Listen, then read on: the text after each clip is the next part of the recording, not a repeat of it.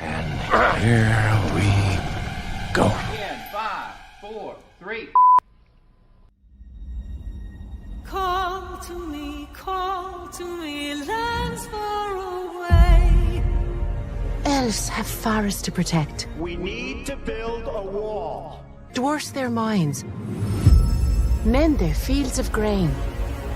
But we Harfoots have each other. For I must now wander this wandering day. We're safe. You have fought long enough, Galadriel. No. Put up your sword. The enemy is still out there. The question now is where? It is over. Nothing is over! Nothing! You were the chosen one! It was said that you would destroy the Sith, not join them! If you only knew the power of the dark side. Darkness will march over the face of the earth. It will be the end, not just of our people, but all peoples. Everyone! I am sorry, but their time has come. The past is with us all. The past is dead. We either move forward or we die with it. This could be the beginning of a new era.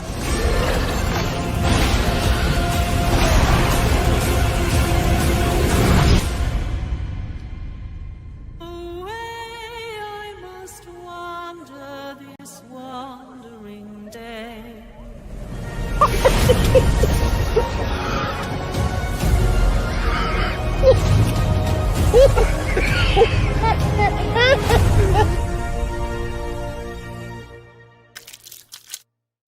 To him finally being lionized and in the prime and his prime. Fuck. Do it! Shit. Just do it! Don't let your dreams change. Yesterday, you said tomorrow. So just do it! Make your dreams come true! Luke went from being, oh no. Welcome, Slayer Nation. I have some great news for you today. I hope you're all doing great. Nope, that didn't work. One more. You have failed me for the last time. Welcome, Slayer Nation. I hope. If you're tired of starting over, stop giving up. That is eating away at what you love in order for it to shine. And one man's vision is... Sometimes you don't have to make things better for them to be great again. You merely have to Okay. Hollywood continues to slow boil the culture and crazy. Well, right now, Spider-Man actor Andrew Garfield has stepped up and he's fighting motherfucker.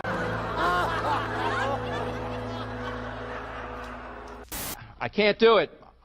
Okay. We'll do it live. Okay. We'll do it live. Fuck it. And unbearded dwarves, but Prime didn't stop there. They stapled in intersectionality, individuality, biddiga-dig-bee, biddiga-dig-boo.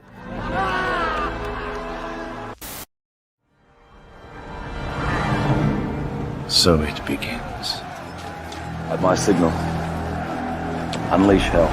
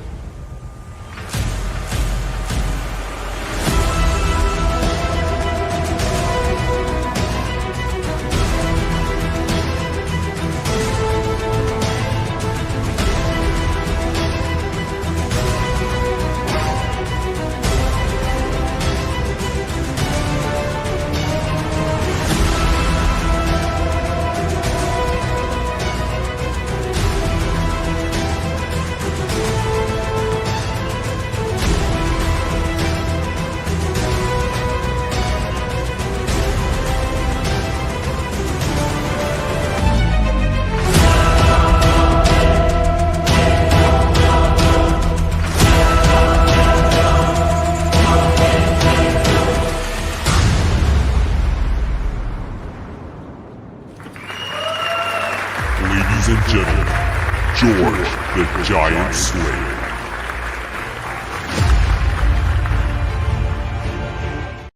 What's going on, everybody? Welcome back to Slayer Nation Live. I'm your host, George Molo.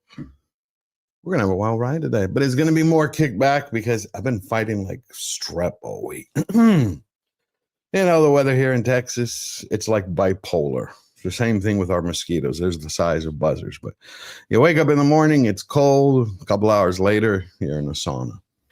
But it's good to see you. It's November 23rd. Sunday? Yeah, that's like asking a question. Is it November 20? It's November 23rd, 2025 in the year of our Lord. How are you doing? Razorburn, great to see you. We got Francis Hates. How are you doing? Eric K, King of the Mods is here. Lord Thoth, Istophobos, always a brother from another mother. And we got Fletcher Williams in the background producing. Plus, a very special friend is going to join me today. He was the very first person 4 years ago. Almost, well, actually, yeah, it's kind of like an anniversary. Almost to the day, no, one more day, tomorrow would have been, when he brought me on his show. So I can't wait. We need to have him on more. He needs to join us more. So today, it's just only going to be three of us. We're going to be hanging out, talking about all the crazy. Y'all heard that bat crap crazy news about Candace Owens? You know, for the last year, she was saying that Brigitte Macron carries a baguette somewhere instead of a beret.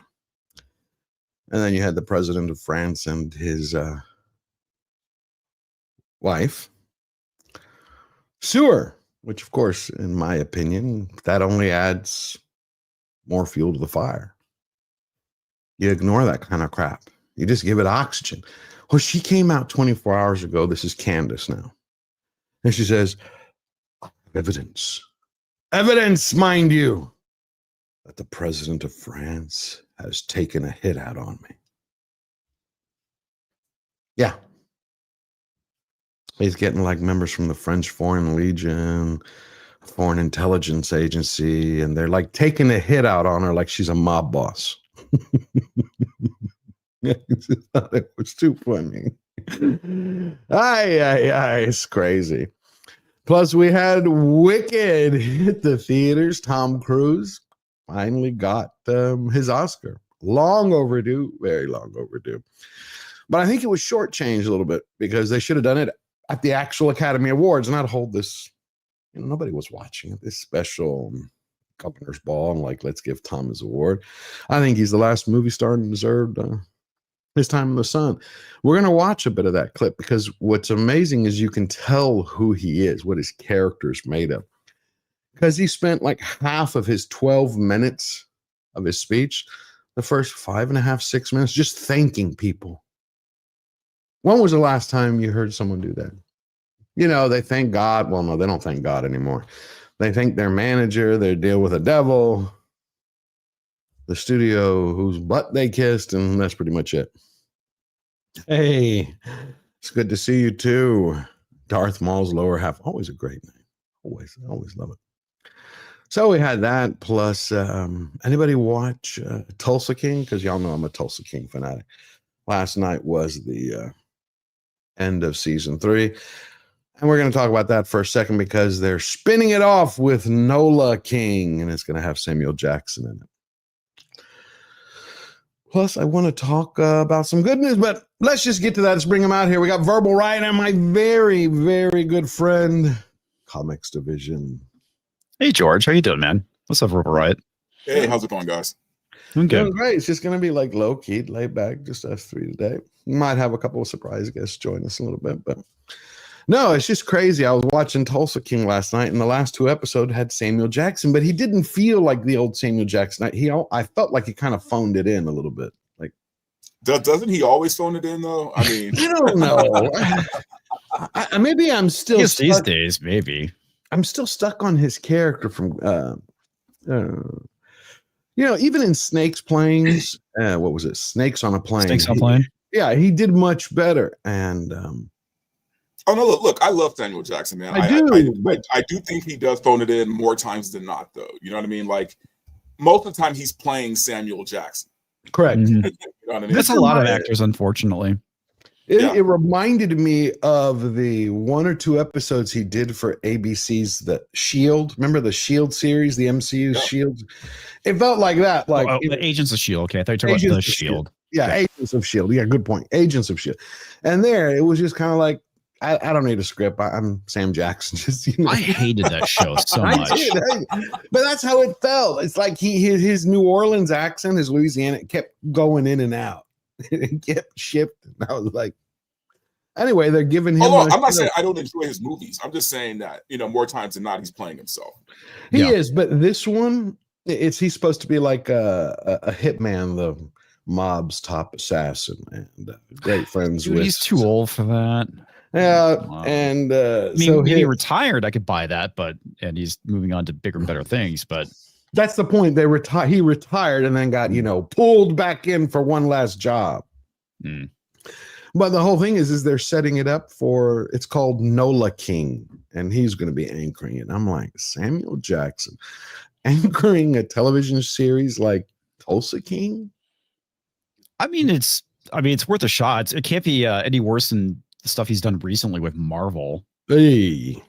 Well, yeah. Secret Invasion. Have a cat scratch out his eye. I was waiting for such an epic story behind that, Yeah. No, a pussycat.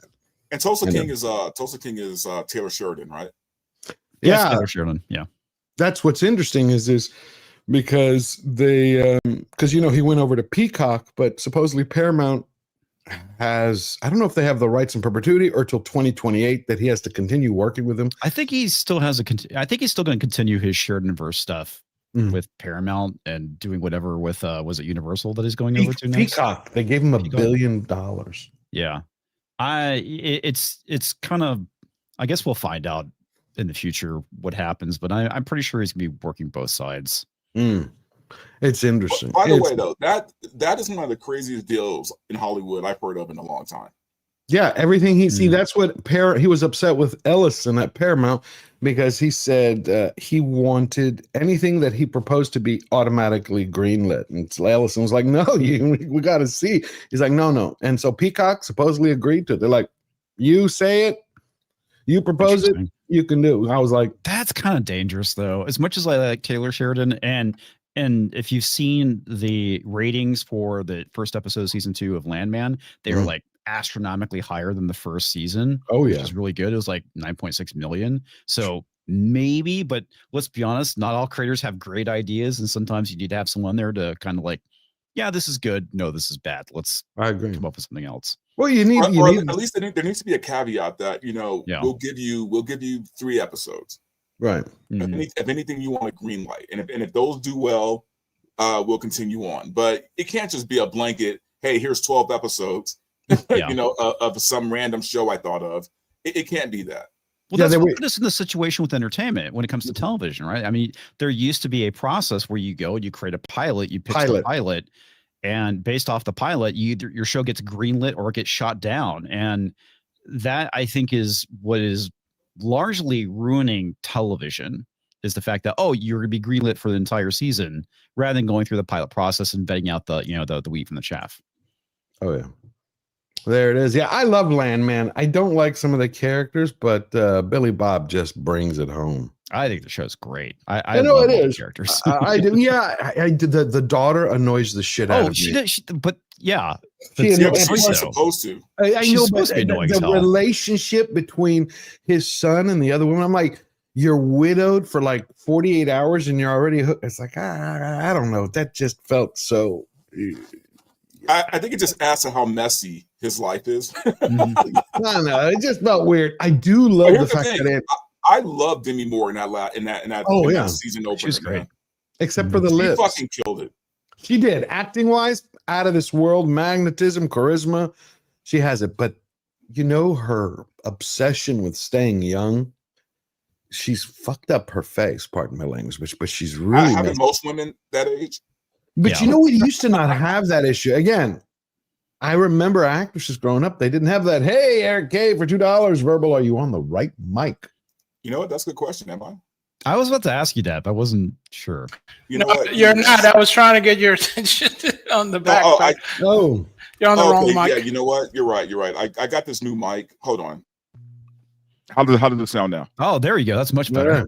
Yeah. Okay, yeah. I had this new mic and it's been kind of wonky. So Thank you, brother, for that. Thank you. It's all making sure it's like the right source. Yeah, I'm enjoying it. I'm enjoying it. I like the mayor of not to mention, Kingstown. StreamYard keeps changing their shit, and it's bugging me a lot, man. Have you seen that? What is it? Landscape vertical, stream in two ways now. One for mobile phones, and I don't like the one that's killing me is the Windows dropping mic levels when you talk, which is annoying.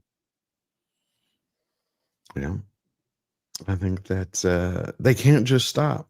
They can't stop, but I think it'll be interesting, everything that's coming around. Plus, we had Wicked. We're going to get into that. I don't want to talk about Wicked. I just want to talk about the crazies behind it. I just really don't. I didn't give a shit about the movie, but I don't. I like the interesting. I saw it in the theater years ago. I enjoyed that. I do not enjoy the two nutcases who they hired. It just turned me off. I'm sorry. It just bugs me. I don't know. I saw it Friday. And you know what, man? Here's the thing. I personally, it's not for me. I get that. It wasn't made for me. I'm fine with that. I will say this. The fact that they're doing as well as they're doing and they're hitting their target demo, I'm actually okay with that. Like I'm good with that. Like I'm like, you know what? This was their audience. They hit their audience. They're making money. You can't hate it. You can't hate on that. Who? No, 12-year-old you girls? really can't. I mean, it just goes to show you when Hollywood actually focuses on a female property and actually makes it a female property, women will go and show up. Meanwhile, when they go and take a male property and try and feminize it, women will not show up. And the ones that actually were into it will stop showing up because it's not that thing anymore. You would think that they would have learned their lesson from Barbie, because Barbie was a prime example of, here's our audience, we're going to hit that audience, and it made $1 billion. Yeah. Yeah, unfortunately, we all know Hollywood learns the wrong lessons. Always. Success. They always do. Every single time. It's like with Picard, season 3. They nailed that. They brought somebody in who loved it, did it service, gave it respect, did it properly, and then they pump out Starfleet Academy, which is coming. And you look at it, you're like, are you kidding me? You didn't learn a thing?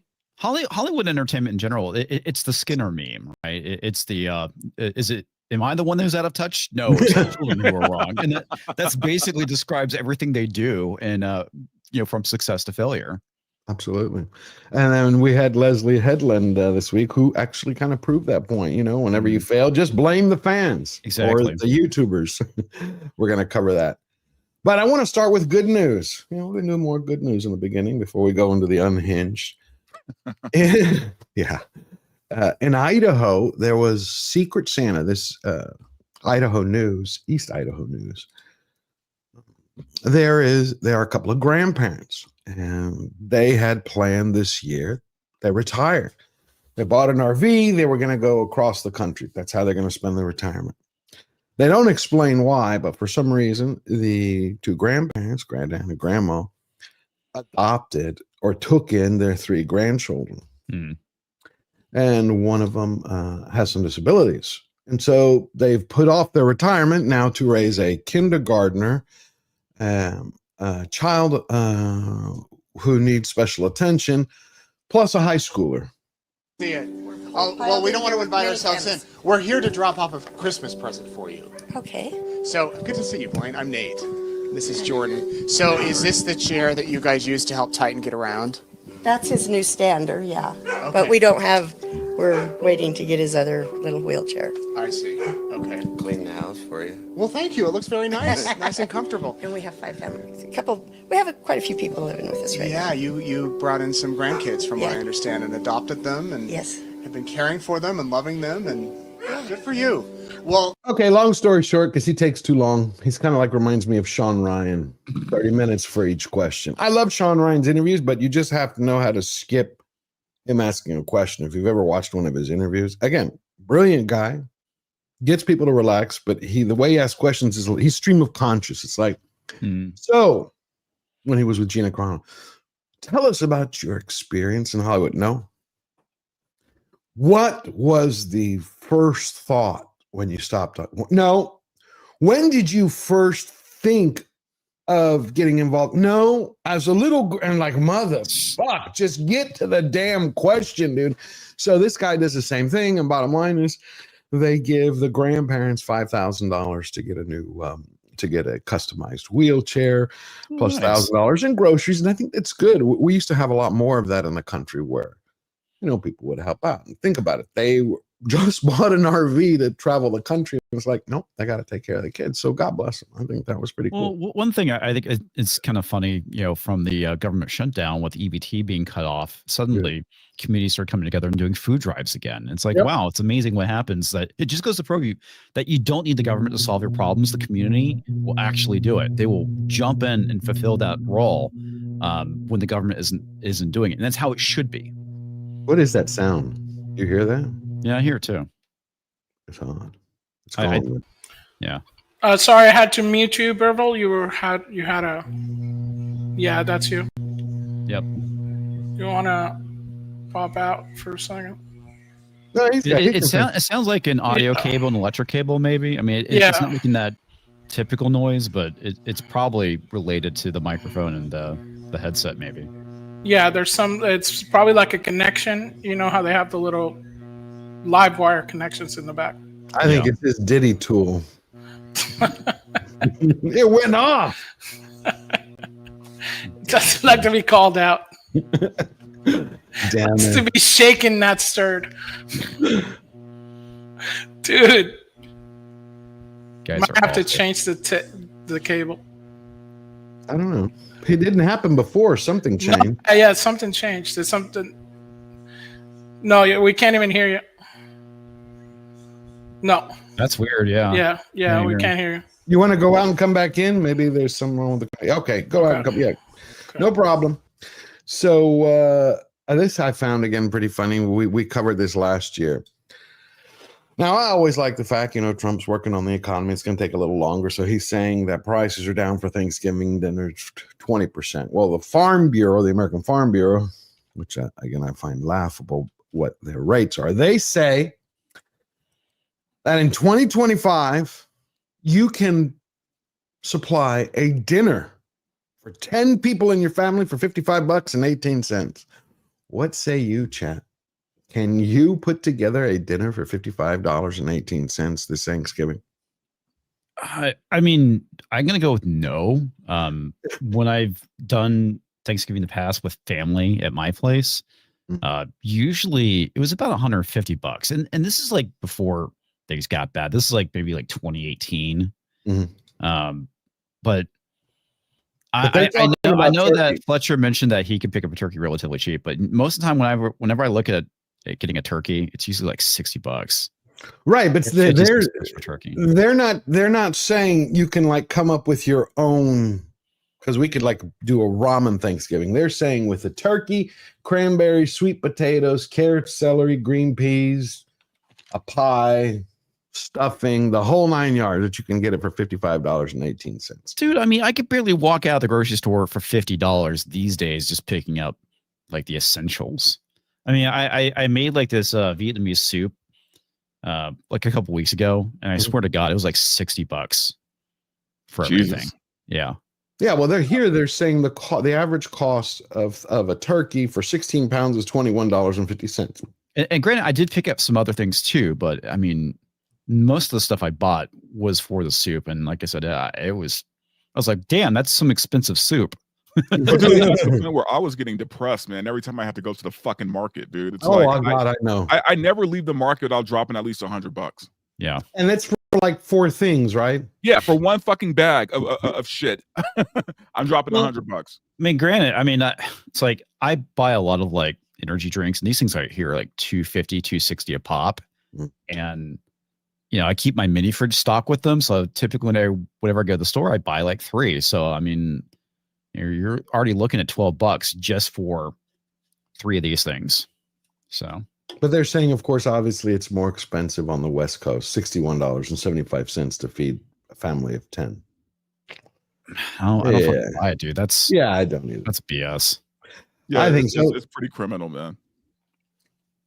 The thing is, though, LA never recovered from the lockdown. Like that's the problem. Like prices shot up and never went back down. Like it's It's wild.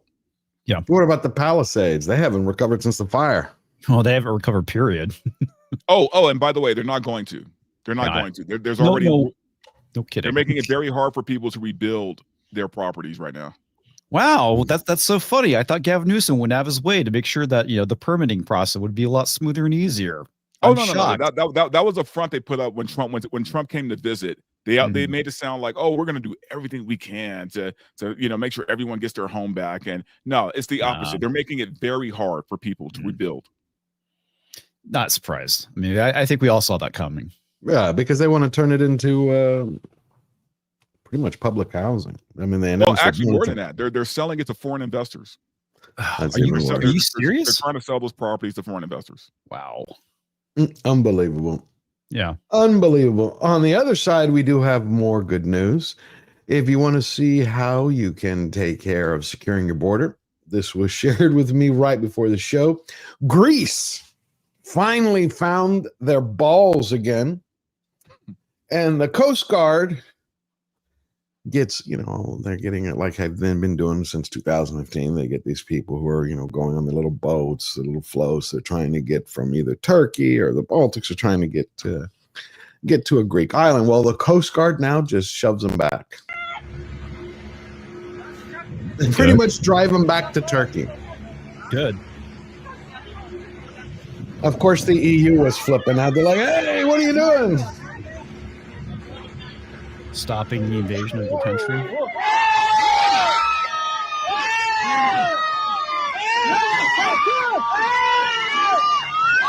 They're like, whoops. Greece is like, oh, I had one too many Uzos. Anyway, I think someone, Greece says no. Yeah, right, Davina. Always good to see you. I think one of the great things that happened this week also was Gary Sinise. Everybody remember Gary Sinise? I think he deserves a Presidential Medal of Freedom. Not a lot of people realize that his foundation builds homes. They build homes for vets who are injured. Oh, yeah. And this week, he gave the keys to the 100th hero. It was U.S. Army Sergeant First Class Joe Bowser. Each home is specially adapted with smart technology to meet their specific needs due to injuries from service. I was like, God bless him. We're going in there. You're okay, bud. That looked great.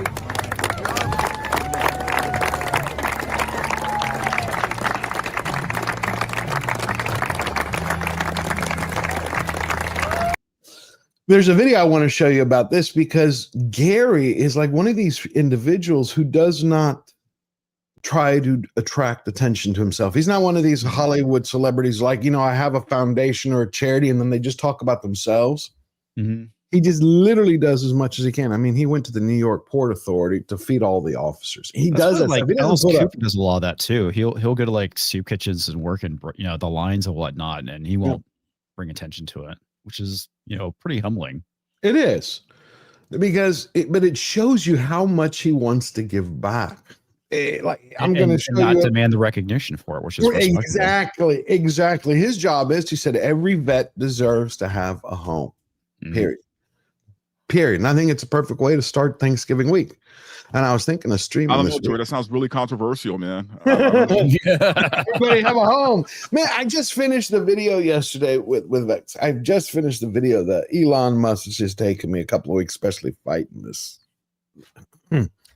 And wow, it's like California spent $24 billion on homelessness in 5 years, and the 10 solved shit. No, but you have at least 6 coalitions to end homelessness per California city, with a CEO who brings down about $750,000 a year to put out a 183-page strategic manual to find a solution at a cost of $40,000 each to print. And the only fucking person who finds it useful is the dude sleeping behind the 7-Eleven because he wipes his ass with it. Because the executive summary is soft. They have nothing to show for it.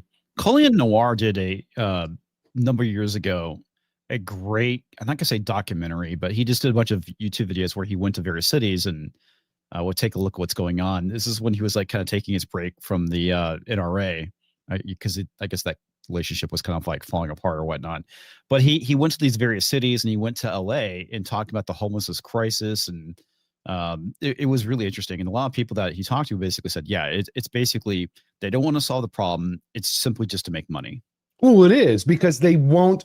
When you start going down the rabbit hole, you realize you see how all the pieces start to snap together from the way that they work with foundations that come from George Soros or son Alex or Lynn Powell Jobs to put in prosecutors, to hire DAs, to elect DAs who won't arrest drug dealers because they want the people, as Musk calls them, drug zombies. They want the drug zombies to exist. They don't want them dead. They don't want them gone. They just want them in a limbo state so they can count them and get more federal grants. But when you You know, I was gonna say, I told people over and over, man, homelessness is big business in California. It's big business. Everybody is getting a piece of that pie, except the homeless people. Of course. Everybody. So of course they need homelessness to continue. Yes. It's like a hospital, right? Like, what good is a hospital? What good is the pharmaceutical company if everybody's healthy?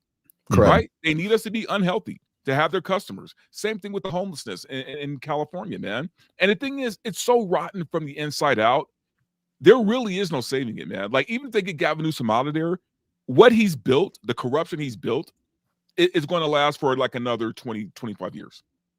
But that's if it's actually being actively worked against and addressed, which it's not, which means it's be perpetuated longer than that. It's going to outlive all of us. Oh, definitely. But you need to clean out all of Sacramento is the problem. That's because it's not. George, that's what I'm saying. Like, there's some deep rooted shit where, and here's the thing: the people who live there are fine with it as long as California stays a sanctuary state. As long as you could, house illegals, as long as women can mutilate and abort their children, California will continue to vote for these people. Yep. Yeah, look at this. I know I'm going off on a sidetrack here from Gary Sinise. We're going to get back to it because we talked about this. But you tie in homelessness and you also see how the asylum laws change, right? That's what I was following. Because basically from 2021 to 2024, they turned the asylum laws where it used to be like, help, I'm dying. A dictator wants to turn my balls into a keychain to, hey, I want a 75-inch television. I can't afford Whole Foods and save me from poverty. They opened the border to everyone in the world because they call it economic disparity. If you feel you're not making enough in your country, you can claim asylum. You could claim asylum. 3.7. That's what asylum means now. Well, it doesn't mean being a war-torn country. It means, hey, I just want a better life. But yeah. Which is respectable, but you got to go through the process legally, though, right? I mean, you can't just walk across the border and say, okay, I'm an American now, give me a job, give me a social security number. I mean, that's not how this works. And that's, how you basically go and tear down a country. I mean, take a look at London. But see, but that's the big lie that the country and the world has been sold, right? I don't know one Republican, not one, who has a problem with legal immigration. No. Right. No, they have no problems with doing it the right way. None, man. No. But it's I still hold citizens responsible. We get, Marcus Aurelius said it once, you get the society you deserve. Yeah. You get the government you deserve. You don't fight for it. It's like I had a problem with my HOA. And I realized one day I got to shut my mouth. If I'm not going to get up and go to the meetings and try to change things, then I'm part of the problem. Right. But here's just a quick clip that I have in the video. I want to show you this guy that I found. He explains exactly in under a minute, pretty much, why he's homeless. You're going to be homeless. It's pretty easy here. I mean, if we're going to be realistic, they pay you to be homeless here. When you said that San Francisco pays people to be homeless, what did you mean by that? You mean that literally? Yeah. I mean, I get $620 a month, dude. From general assistance, or how was that hard to get? Phone call, bro. Wow. Phone call. 200 food stamps and $620 cash a month. Wow. Forget about it. Why wouldn't I do it? It's free money, dude. This right now is literally by choice. Literally by choice. Like, why would I want to pay rent? I have 40 videos of different people from all over California, from Detroit, from Boston, from Massachusetts. Massachusetts right now, their governor 2 weeks ago is offering to anybody who's illegal $30,000 in moving fees to move there. What? A free apartment, no bills paid, and up to $4,000 a month to cover. Fuck your citizens, I suppose. That's the new proposition. Yep. That's disgusting. I mean, it is. Take care of your own people, man. You know, this thing I find so disgusting about it is that, you know, they're intentionally doing it. They're pulling over this another population of people to replace the current population. Yep. And it's like where maybe local people might need assistance. No, they'll just give it to illegals. That's insane. The guy in the end, oh, that's funny, is the Phobos. Yes, that's why George is moving. I hate HOAs. Yes, I've decided no more HOAs. The guy in the end of the video actually says, plus they gave me, free cell phone. I got Amazon Prime and Netflix. Like, I'm set. That's fucking nuts. That is nuts. Think about it. I got to pay for it. You got to pay. It's like, nope, but they get it. He's like, it's California weather, so you can sleep outside, 600 in cash, no bills. I can go to any shelter, he says, to eat. And I got Netflix. It's insane. So then you have Gary Sinise on the good side. He spends 24 hours a day getting people to help fund him. He puts his own money in it to build homes for veterans. Because, again, veterans, they can't find any place. No one takes care of them, which they should be first. Well, yeah, that's the funny thing about it. You know, going back to what we just talked about with the illegals getting stuff, it's like, these are people that need our help as a society, especially, disabled veterans. And they're not getting any of that stuff. None of it. Again, I firmly believe that charity should come from the community and not the government, though.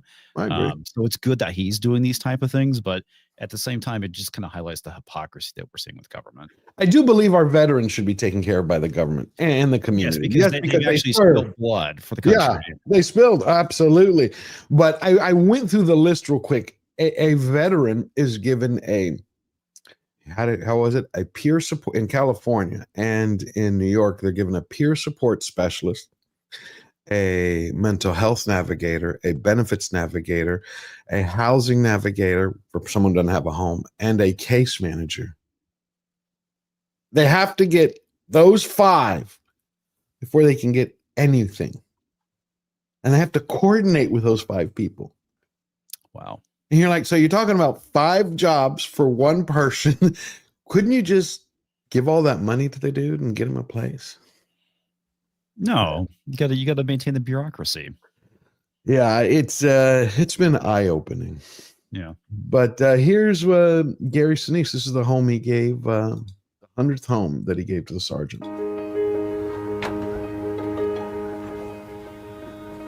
Oh, it smells so new. Oh my gosh.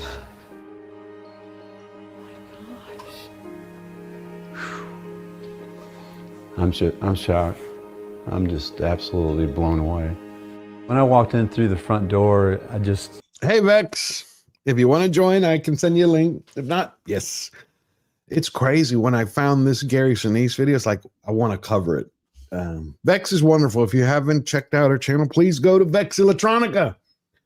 Brilliant mind. Great videos. But you see what he's done? So we're not talking about Gary Sinise is not building some small, tiny little home and go, hey, I'm providing homes for vets. This is at no cost to the vet. It builds them a full home, and it has everything that they need pertaining to their specific injury. I think that's a great thing. That was great. It's just, it's touching. I think we need more of that. He's not your typical celebrity. Now, when we go to the unhinged section, this guy, I don't know if this is real, because if it is, I figure they're divorced already. But this wife filmed her husband, who is, when I was growing up, if your ass didn't work, again, pardon my language today, I'm still fighting the cold, you're called a bum. Yes. That was it. If you didn't want to work, you were a bum. I can't. Yes, you can. No, it was a nightmare the whole time. You worked 3 hours. It was supposed to be 5. You weren't even supposed to come home. The fact that he's crying about working is, I don't know. I think it kind of highlights maybe the crisis of masculinity in this country with the young men. I mean, 3 hours. Yeah. She works 3 jobs when you listen to this song. 3. All she wants is help. Listen to what he says. I'm not cut out for working 2 jobs, and you want me to work 3? Yeah. Work double overtime. No, I'm doing as much as I can to support our child. I need a little help. That's all I'm asking. Babe, I can stay home. I can take care of the baby. I need help supporting him. I'm not. Here's my question though. Working a job. Why does she have a child with this man? and by the way, I say man loosely. Yeah. Like why does she have a child with this lad? Lad? I don't know. I don't even think he qualifies as man child. I mean, in Greek we would say he still smells of milk from his mama's tit. Like he's like. I mean, look, man, women got to take responsibility. They choose these men, right? And I see it all the time. You have no idea how often I get into it with black folks about this all the time. Like women choose these dumbass dudes, right? They choose these thugs, right? They choose these assholes to be a baby mama with, and they chose them. They knew they were no good. So this woman chose this asshole to have a kid with, and it's surprised he doesn't want to work. But she had to have known that. But she had to date him. She had to know that before. Yes. Yeah. See, to me, I don't think it's fake. I threw that out there as a possibility because he runs away from this. I'll play the last part of it. I mean, you listen George, to it. Unless literally they met that day. No, they have a kid. Fucked. And then she got pregnant that day. Right? She knew who he was. You think it's fake, Darth Maul's lower half? It could be, I guess. It's just when you listen to how sincere she sounds and how pathetic he sounds, it's just odd. Sadly, I don't think it's fake. I think that this is reality right now for a lot of young men, which is unfortunate. And I think that when you strip away, the father figures, demonizing masculinity, this is the end result. This is what they want. They want to feminize young men. And you have this young man crying about not being able to work a job or not wanting to work a job. And it's pathetic is what it is. It's sad. I never heard a man say, I don't want to work. I'd rather stay home and raise the baby. I've never heard that. I can understand wanting to be a good father. Yes, absolutely. But not wanting to work. And he's like, why don't you get a third job? That kind of I think this is also obviously a very generational thing, right? I mean, this is what this new generation is about. What, not working? Now, yeah. They're entitled. They're lazy. That's what they are, man. How do they intend to eat? Off the government. Right? They have the government to take care of them, to give them $600 a month and give them Netflix and Amazon Prime for free. Yeah. Well, and the other thing too is that, Gen Z really is screwed because, jobs are, like I say, scarce. I mean, they're out there, but it's like I myself I've worked in tech all my life, and I can't find a better job right now. No one wants to talk to me. And, I have like over 25 years of experience of, programming and DevOps, and these young men that are trying to enter into the field, it's like, what are they doing? Probably, honestly, like the best thing for you to do is probably to get a trade. Don't do any kind of like office work or, learn a program or anything like that. Like I did. Because those jobs are quickly drying up for some reason. And I think that Gen Z is massively screwed. I mean, housing prices have gotten really expensive. Future prospects are looking kind of poor. So I can understand the frustration of that generation to a point, but at the same time, you can't just sit around being defeated. You got to make the best of it. You got to do what you can to fucking survive. Of course. But but comics, there's a difference between, hey, I'm looking for a job and I just can't find one, and I don't want to work at all. No, absolutely. I completely agree with you on that. Because I kind of see like the two sides of that, right? You do have people that want to work that can't find anything. And at the same time, you kind of have like these, lazy asses that don't want to do anything. And I think that it's just like, when it comes to our society and the way that, things have kind of progressed for men, it's like, we're not in a good state.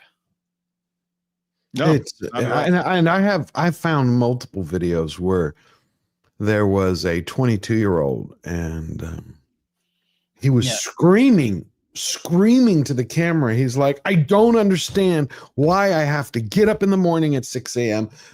so I can get to work, so I can work all day, work till 5 p.m. just so I can eat. He goes, it doesn't make sense. And I was like, what do you mean that's the way life is? You used to have to. I think a lot of young people are kind of like that, though. And they don't, if you don't have that good work ethic instilled into them, it makes sense. And the other thing, too, I want to point out Void King, who's in the chat. He's also in my chat, too. He's a Gen Zer. And we've talked about this. He's been looking for a job. He can't find anything. It's like his prospects are not great. But see that he's looking for a job, and God bless you. You're looking for a job. That's different. This guy was screaming. He doesn't understand why he has to work. He goes, life is too short. I should be given money so I can go enjoy it. He goes, I spend 40 hours a week just to feed myself. I'm like, that's how it works. I was like, you used to go hunting, and I was gonna say that the funny thing is the socialists that come in on occasion, they're like, you get the capitalist dick out of your ass, blah blah. It's like, dude, you would never survive as a hunter gatherer. No, it's like you'd or the roving gangs that would be complaining about having to go hunt for your own fucking food. But this is why certain certain careers are kind of taking off or are booming right now. If you like, we just talked about Landman, right? Like I look at this guy, I'm like, how many of this new generation can work an oil rig? Oh, good point. Right? Like that's manual labor. Like that is hard work, but that's also why these guys get paid so much money, because they're running out of men to do these kind of jobs. You know what's interesting about that? Nerdy Home isn't here today, but she put up a brilliant clip on X talking about exactly that. It's from Jordan Peterson. I want to share because it's right into how it's celebrating, because I think it was Wednesday or Thursday was like International Man's Day. Every other day is someone's day. Oh yeah, November is the month that has International Men's Day, and they basically use it to complain about men. Pretty much. But and by the way, for all you young guys watching this right now, man, honestly, if you're trying to decide what you want to do for like work or career, fuck college, dude. Go into a trade, man. Become an electrician, become a plumber. That's where the money is. Welder. That's where the jobs are right now. They make buku money. There is a handyman around here. I think he makes more than the doctors that I know. Oh, I mean, I'm not kidding you, because so many people don't know how to do basic things around the house. They don't. George, most men these days they don't know how to change their oil. No, I know how to take care of my car. I know how to build a little thing. I can't build things to look beautiful, and I can't fix things to look great, but they work. I was kind of raised like that. Get things working, not the beauty part. But she shared this from Peterson. I think it's kind of perfect. It's okay to be a man. It's not okay. It's necessary. What the hell are we going to do without men? If you look around the city here, you see all these buildings go up. These men, they're doing impossible things. They're under the streets, working on the sewers. They're up on the power lines in the storms and the rain. They're keeping this impossible infrastructure functioning, this thing that works in a miraculous manner. They work themselves to death. And often, literally, the gratitude for that is sorely lacking, especially among the people who should be most grateful. You see university professors, especially of the social justice bent, they take everything they have for granted, failing to understand entirely that there's a massive infrastructure of unbelievably hardworking, solidly laboring, working-class men breaking themselves in half on a regular basis, making sure that everything that always breaks works. It's okay to. I think that's an excellent point. Like that dude, right? Like that dude in the video who didn't want a job. It's like there's no way he could do that. Any of that stuff that they're doing.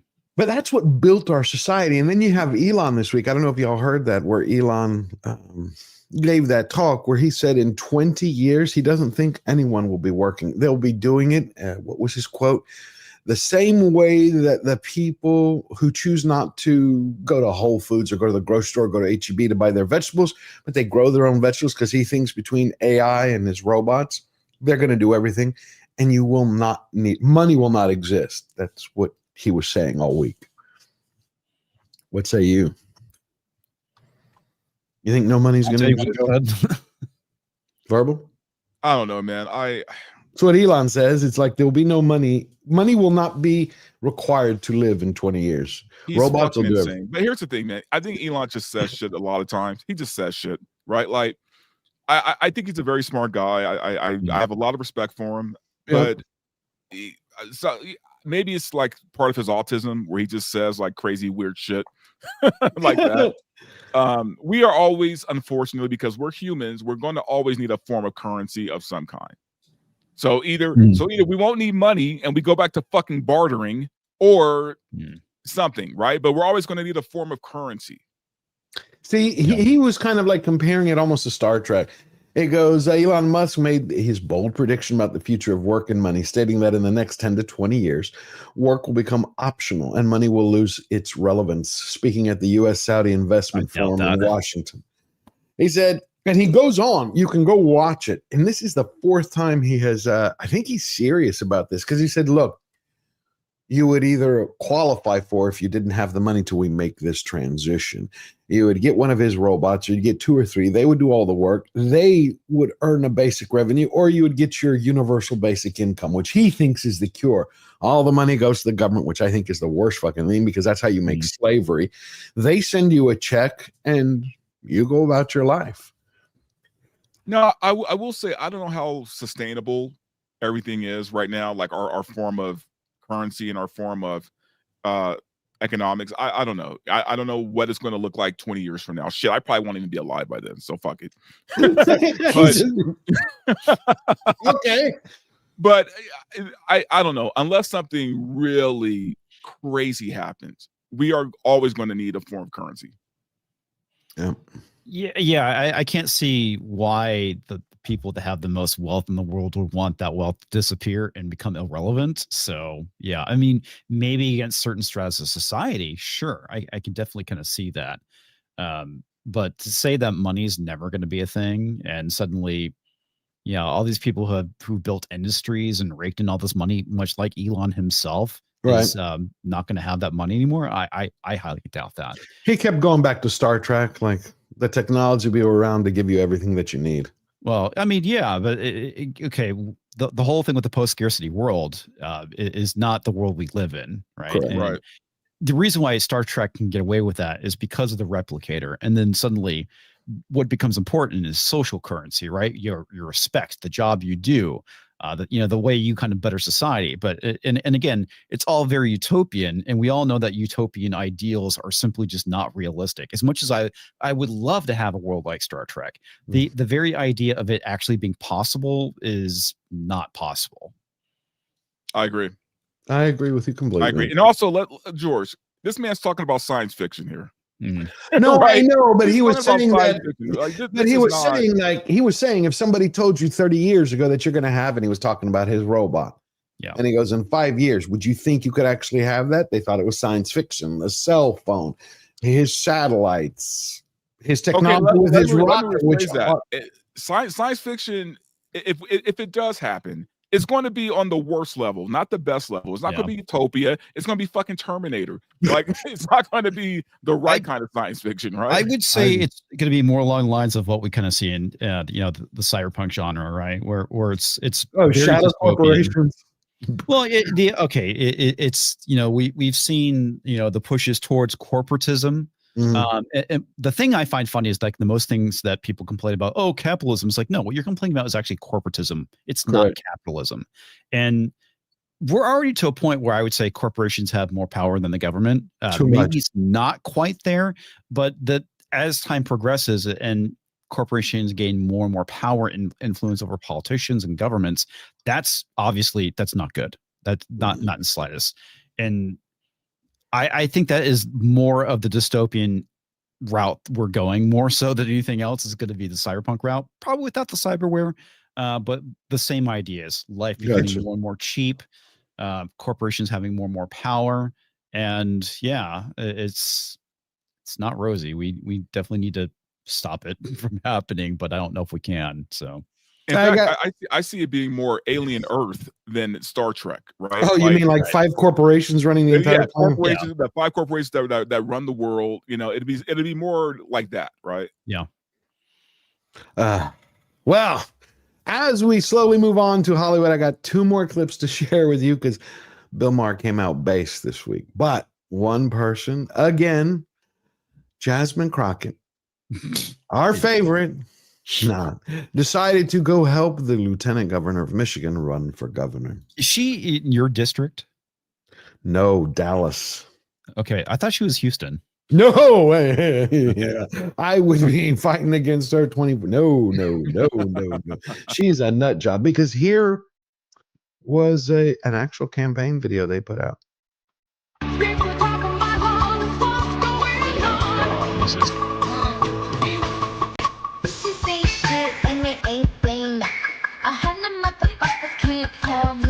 This is a rep. A representative. Did she like saw the whole Predator Badlands thing and decide to do the same thing with this? It's a trend right now, and it's a horribly cringe trend, and it's even more cringe when you see politicians fucking doing it. It's a representative. I don't know. It's come on. It's like when people complain about seeing a hot Republican congresswoman in a bikini, right? It's just like, but it's a bikini. You go to the beach, right? I get that. I think right now, the reason why you're seeing a lot of this is there's a big push, I would say specifically on the Democratic side, for cultural relevance. So they hop on these kind of trends and whatnot. I mean, look at AOC. She's kind of like the queen of, I'm not gonna say a social media, but being able to use social media to her advantage. And I think that this is really just no different. It's just I'm gonna say it's the same political packaging, different tactic. But it's also why I can't see the left like coming out of the hole that they're in right now, man. Like I had a conversation with some friends yesterday who I don't know, they for some reason really think that Gavin Newsom has a real shot of winning the presidency. And I'm like, he'll get destroyed. I'm like, guys, I get it. Democrats, liberals, they run on emotion. They don't run on facts. I understand all that. The problem is they can't get out of their own way. Right? Like there's no way like they're going to come out of the hole they're in. They latch on to dumb shit like what we just saw. Yeah. Instead of things that actually help their life, right? And then on top of that, what's even funnier is they don't really vote. Yeah. Well, you just saw Marjorie. You just saw Marjorie Taylor Greene, did that resignation speech. As we're going to move away from politics now and get to Hollywood. But you look at the date. She's not resigning now. She's resigning in January, 2 days after her congressional pension, after she qualifies for a congressional pension for being there for 5 years. Kind of can't blame her, to be honest with you. Come on. Okay, she went in worth $700,000. Last week, $25 million. That's her total worth. Yeah, I mean, George, 5 years. George, they always come out better than they go in. How do you go from $700,000 to $25 million? Come on. Oh man, it's the connections you make, right? I mean, that's typically how it is. It's the money that you raise and all the stuff. It's money from the war chest that you raise when you run for office. You get to. I know, but it shouldn't be allowed. That shit shouldn't be allowed. Come on. It shouldn't be allowed, George. That's the point. None of this shit should be allowed, man. Every politician comes out better than they go in. Yeah, every single one of them. It's just insane, the stuff. Anyway, we talked about the deadbeat dad earlier, so we're going to be fair. We're going to be equitable. We have this woman. She has her side, and then we'll go to Bill Maher, and then we'll jump to what's going on in Hollywood. She just wants you to know that she don't need anybody. When someone tells me that they're interested in me and I should just give them a chance, I genuinely ask them, what are you going to give me that I already don't give myself? That's a red flag right there. I have an extensive routine, okay? I wake up at 4:30, I read for an hour, then I go to the gym for an hour. Then I get ready to go to my full-time job. While I'm getting ready, I make myself breakfast. Then I pack my lunch, which I have already meal prepped for myself for the full week. I go to work, I come home from work. I come home, I go to the gym for another hour or two. Then I come back up to my apartment that I pay rent for, and I clean, I cook anything else, And then if I have any time before my 9:30 p.m. bedtime, I do another one of my many hobbies that I have: color, read, crochet, puzzle. And I bet you she has the best vibrator on the market. She does. I want something, I buy it. I pay for all my own bills. I cook for myself. I clean for myself. What are you going to give me? But when the way she says Companionship, that, lady. Right, but the way she says that, I cook for myself, I clean for my. Well, who else is going to do it? Like, you're alone. That's what you like. That's what responsible adults do when they're single. They take care of themselves. I don't find that to be like something extraordinary, but she does. She's like, "What are you going to do for me?" Well, she's rallying them off like they're fucking accolades or something. I It's know. like you're doing what every single person does when they live by themselves. Yeah, I know, but the point is, it's like she actually thinks like, "Look, I made my bed this morning." And you want to adulted. That's fantastic. It's like you want. Yeah, it's like welcome to welcome to being adult. This is things that humanity has been doing since the dawn of time. Great job. It means you can actually function as a human being, and you're not a girl child. But you're missing out on companionship. There's all these other benefits that having a significant other brings your life. It's not just about the taking care of yourself aspect. You should already be doing that, which clearly she is. But yeah, I'm totally fine with her being a lonely cat lady at 60, looking back on her life and going, wow, I really regret not making any kind of human connection with a man. You know what? I agree with that, but there is a little tiny bit of sympathy that I have, because I really do feel like these women, especially this younger generation of women, man, they've been sold a bill of goods, man. They have been sold a bill of goods with this fifth wave feminism shit that's going on right now. It's sad, man. Like I don't think most women are built to be by themselves, man. Like I really don't. And that might be most humans in general are not. We're not. Yeah, I don't think very few humans are built to be by themselves. We're not to be sexist or whatever, but like they're just not meant to be that way, man. And they've been sold this bill of goods that they are meant to be that way, that they don't need no man, right? I don't know. I feel bad. I do feel bad for them, actually. Yeah. Well, there was an interesting story that Sargon of Akkad covered when it came to like the 6-year-old feminist, kind of like upset the fact that she never married and had a kid, and it's been pretty rough on her. And it's like, and I'm somewhat sympathetic, but at the same time, it's like this is what happens when you basically treat men like shit and they don't want to be around you. Yeah, it's just like that's kind of how it is. And by the way, even as a man, like I'm 51 years old, like, and there's times where I actually have some regret that I never actually had kids, right? Like, it's not just a female thing. It's just, what we're built, it's what we're built to do. Yeah. Right. Well, here's the difference. Men aren't sold this bill of goods. Yeah. The way women are. Yeah.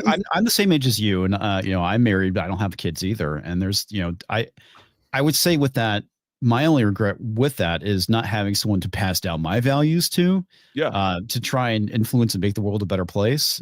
That's, primarily it. So you can always still have one. Clint Eastwood had, I think, one at 82. Hey, who am I, Pacino here? Like, what are we doing here, man? You're going to have a little Dante running around. Anyway, I think it was also a great week for Bill Maher. It's like he goes back and forth, but lately it's like he's on a mission to stop. He wants to save, I think, liberals from the left. That's what I get. And a little piece of America. Yeah. And the thing about Bill Maher is this, man. And I watched this whole video, this whole show. It was really good. Bill Maher, I keep hearing a lot of people say that he's wishy-washy and this and that, this and that. I'm going to keep defending Bill on this, man, because I get where Bill is coming from. Bill is an old school liberal. He will tell you he is a liberal. He's not a Republican. He's not trying to be a Republican. No, but he's also not fine with that. But he's also not a leftist either, right? He's not a leftist. He is an old school liberal, the same way I used to be. And what he's trying to do is get the party from being crazy to kind of going back towards the middle, right? So that's his whole thing. So he's not being wishy-washy. No, I don't think he is. But what I found interesting, because we're going to watch this clip, but if anyone else had that conversation with Patton Oswalt, or they were, let's say, on the right, he would have exploded. I think just because it's Bill, he was calm. Do you think Patton Oswalt wouldn't have flipped out? Oh, absolutely. If we were sitting here talking to him, saying the exact same things Bill is. I hate to admit this. This country is not as mature as it thinks it is.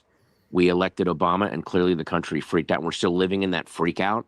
We are not as progressed. What freak out? I've heard this the 10th time this week. What freak out? He got elected twice. The man got elected twice. You're trying to tell me that there's no freak out. We don't like his policies. They screwed the country up. And by the way, let me say this about that. Oh, when Obama got elected, man, there was so much goodwill. God. With him going into office, man. Like there wasn't this bullshit. There wasn't like this racism. There was a lot of goodwill. Obama burned that goodwill. Yeah, he did. Involved and intelligent as we think we are, because we keep freaking out about this stuff. Well, you know, the left freak out too. The left freaked out about a lot of bullshit too. What did they freak out about? Gender, race, parenthood, schools, homelessness, crime, the border, education.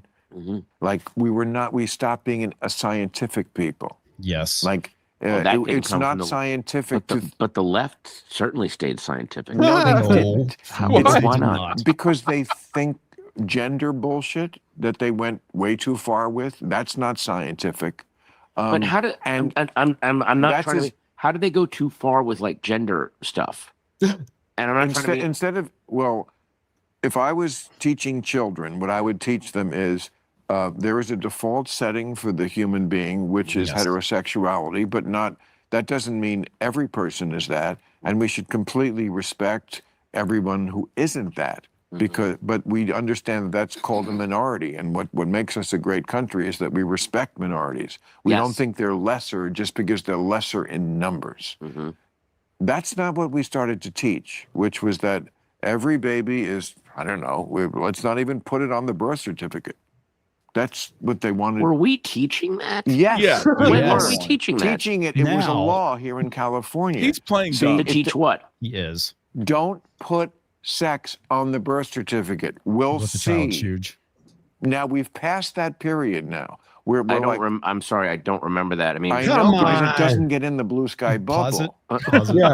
Okay, just because you don't remember it doesn't mean it's not a fucking reality. Okay, that's like the biggest issue with a lot of that stuff. It's like just because you're not aware of it, just because you're ignorant of it, doesn't mean it doesn't fucking exist, and that's an issue. And I don't believe he doesn't remember. Of course not. He's playing dumb and he's playing polite because he knows Bill can roast him.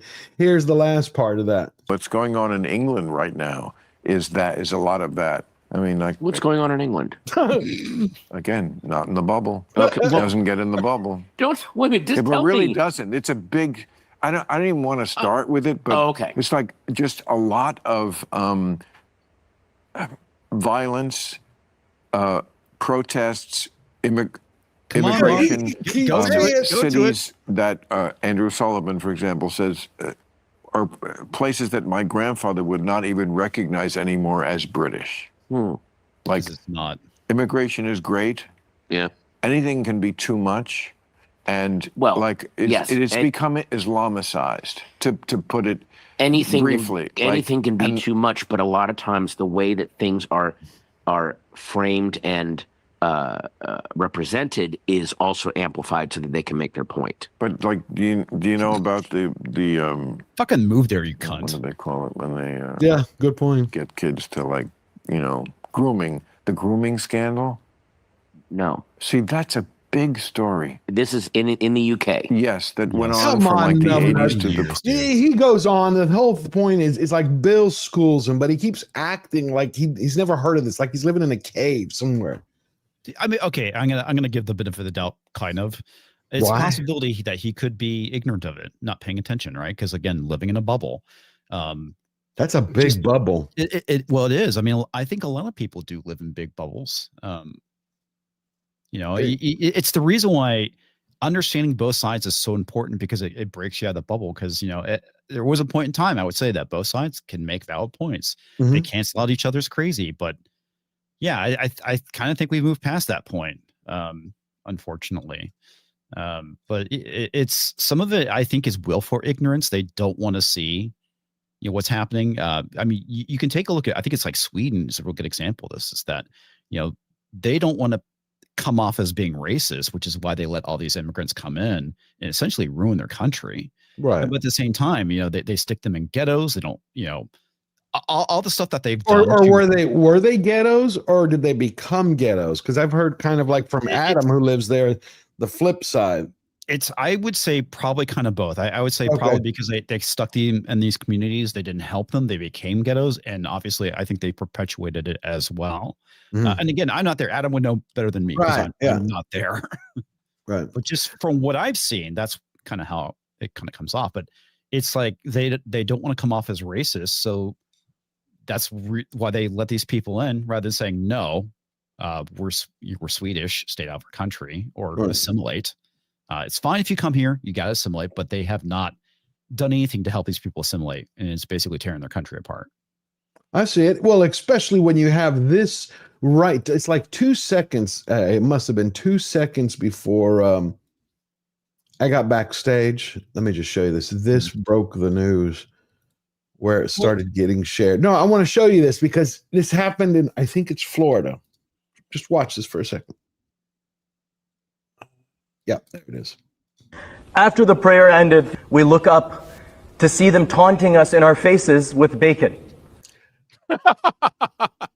They had 5 guys outside with bacon sandwiches outside of a mosque, and he held a press conference. Oh, that'll get you arrested in the UK, by the way. And he's crying about it. They weren't taunting. This is some bullshit. What's going on here? They were having a pork sandwich like some teens outside, like 50 feet away, not at the mosque, like the mosque is here, and they were on the other. Crying because someone was eating a hoagie like outside his fucking church. Like, then he called a press conference. I had to relive the whole thing again. Oh, but you just a bacon sandwich. It is not AI. It is not AI. By the way, triggered by the bacon sandwich. Never in the history of mankind has anybody ever been fucking offended by bacon, dude. Like, what are we talking about here? It's just, come on. But he held a press conference for a hoagie. This man is crying because somebody was eating a BLT outside of his fucking church. Well, like I said, the end result of this is what's happening in the UK, where a man said, "I like bacon" in front of a mosque and was literally arrested for it. Yeah. Okay. There's things that are kind of concerning. I don't know if you heard about this or aware of this. In Houston, you have, I guess he's an imam going around to these. Yes, he is. They drove by here. There were 20 police cars making way for this guy who came here that had 20 to 30,000 people, because he's like some king of imams or some type of they were opening up a new center like 2 miles away from here, and I'm like, what are all these cars? Like, I thought, did the president come to town? I didn't realize it. But this I think is different. I don't know if it's the same guy, but he's been going around to Muslim businesses basically telling them to stop selling haram. And did you see that?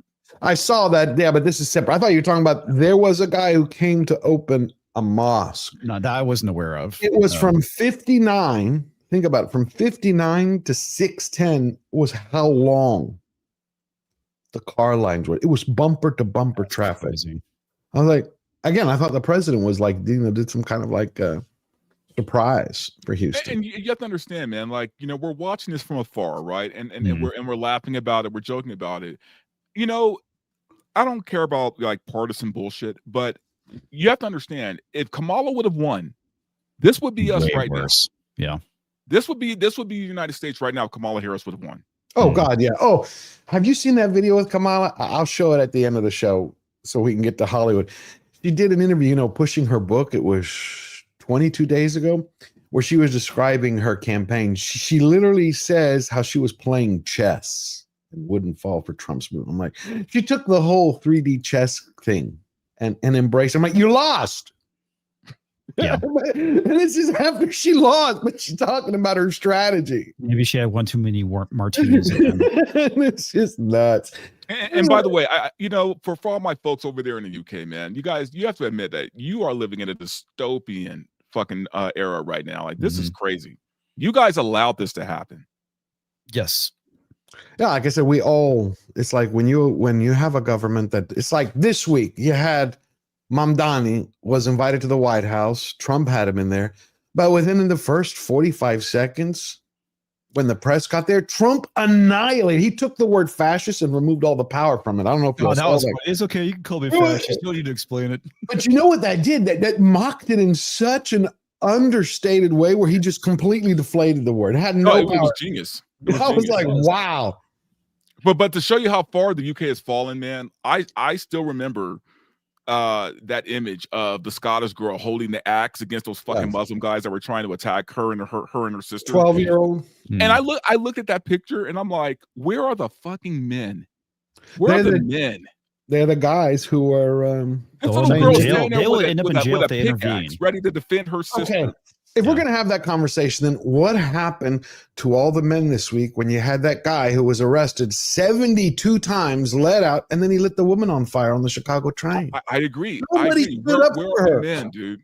Well, okay. I think, again, this gets into a larger issue within our culture, is that look what happened when Daniel Penny stepped in, on that subway train. That is the reason why people don't intervene, because there are, in certain cities, certain states, if you intervene, you are going to go to fucking jail. Right, but it's exactly what happened to Daniel Penny. It's the reason why people don't fucking intervene anymore. Is if a woman is in broad daylight being raped on the street, most people are not going to intervene because of multiple reasons. First one, I would intervene. Probably not strong enough to and are concerned about a threat to their life. The second one is the consequences of basically the state intervening and arresting them for actually saving somebody's life. I would rather intervene and do the right thing and deal with it later. I mean, it's just, and I think if enough people did that, it would stop because the pressure would build up. I think the pressure would build up. Wait a minute. We're going to get to super chats in a second because I see Eric K just sent something. But first, we need a little palate cleanser as we move to Hollywood. Just something to. No. I think another chaotic little palate cleanser. I think this is good. An oldie but a goodie.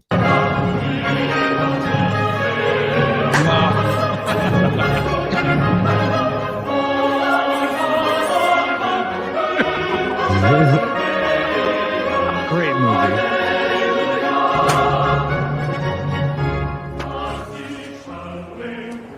I never really enjoyed the Messiah. In fact, I think it's fucking boring.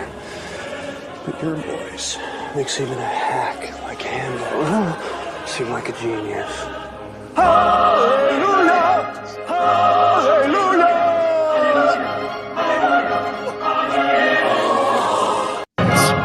I love Face Off. It's like I saw it the other day. I was like, that's a great. He is such a sack of shit, that movie. It's so He beautiful.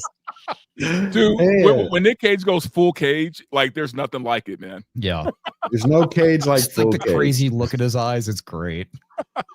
That was God, I missed that movie. That's a great movie. So it's like Great I put it movie. on Face Off. I can eat a peach for hours. Yes. Face. So the beast. The Beast 87 member for 10 months. Aloha, gents and Slayer Nation. Remain blessed. Remain blessed. Always good to see you. Thank you for that. Francis Hates, member for 8 months. I love it. Oh, my throat. That was a little too. Hollywood never misses an opportunity to fail. No, they do not. And I'm telling you, you better get ready. 2026 is the year of Reboot Mania. We get them every year, but It's going to be the year of shit, man. 42. What's coming out, man? I've been okay. paying attention. What's a few weeks ago it was 36, 32. Now it's up to 42. Let's see. They're working 42 on sequels, reboots, reimaginings, or recycles. Holy shit. Or sequels or prequels. Hollywood is dead. You got Rambo, the prequel. I'm actually looking forward to that because it's a Vietnam Dude, movie. you have Cliffhanger 2. I know, without Stallone, though. With the female lead this time. Expendables 5. Expendables 5, yes. Goonies goes into production because Spielberg just Are they signed doing a on. reboot, or are they doing a Sequel. So these are sequels, reboots, recycles, retreads, reimaginings. It's kind of like prequels, interquels. And that's not even including Brand New Day or Doomsday or any of those movies. So no. Heat 2 is going into pre-production. think it's in March. Yeah, You have it's a lot of reboots, man, and sequels next year. just unimaginable. Oh, and Chloe Zhao. Remember Chloe Zhao? Mm-hmm. Eternals. Yeah, she wants to make another one. Do it. Good luck. Do it. She says I want Marvel to feel harder. She said she enjoyed, telling stories about these grand myths. Fail hard with a vengeance. Fail hard with a vengeance. Oh, plus you also have Schwarzenegger's now looking to do in the next Predator film as Dutch, coming back as Dutch. No, he's too old, man. I'm not opposed to it, but it's a little too late, I would say. And I mean, are we getting classic Predator, or are we getting whatever the hell we got with Badlands Predator? No idea. The feminized Predator. No, the new Mummy, that I am looking forward to, because Brendan Fraser and Rachel Weisz are coming back. But supposedly he said he's read the script and he's been waiting for this, he said, for 20 years, like this perfect script. So I think, you know what, man, I really hope it is, but I'm just not. You're not excited about it? Yet. I'm not excited. I think part of the problem, I mean, if this is like before Hollywood went insane, I'd be like, yeah, sure, this is great. Yeah. But the problem now is we know how Hollywood is, and odds are that we're going to be getting crap is pretty high. I mean, I was pretty stoked about the Running Man remake, and I mean, I didn't hate it. I actually liked it, but I did find it a bit disappointing. It was kind of mid. But Schwarzenegger was pushing it. Schwarzenegger, there's several clips of him. I mean, I like the idea, the fact that they're sticking more towards the book, right? It's not just a remake; it's sticking more towards the source material, for the most part. But yeah, I mean, I liked it, but at the same time, I found it to be a bit on the disappointing side. Okay, because I haven't seen it yet. I was waiting for it to stream. Plus, you have Escape from New York, the female edition. Oh, really? Yeah. That one hurts the most for me. John Carpenter's doing Snake at Plissken. Except it's Snaker. No? Snaker.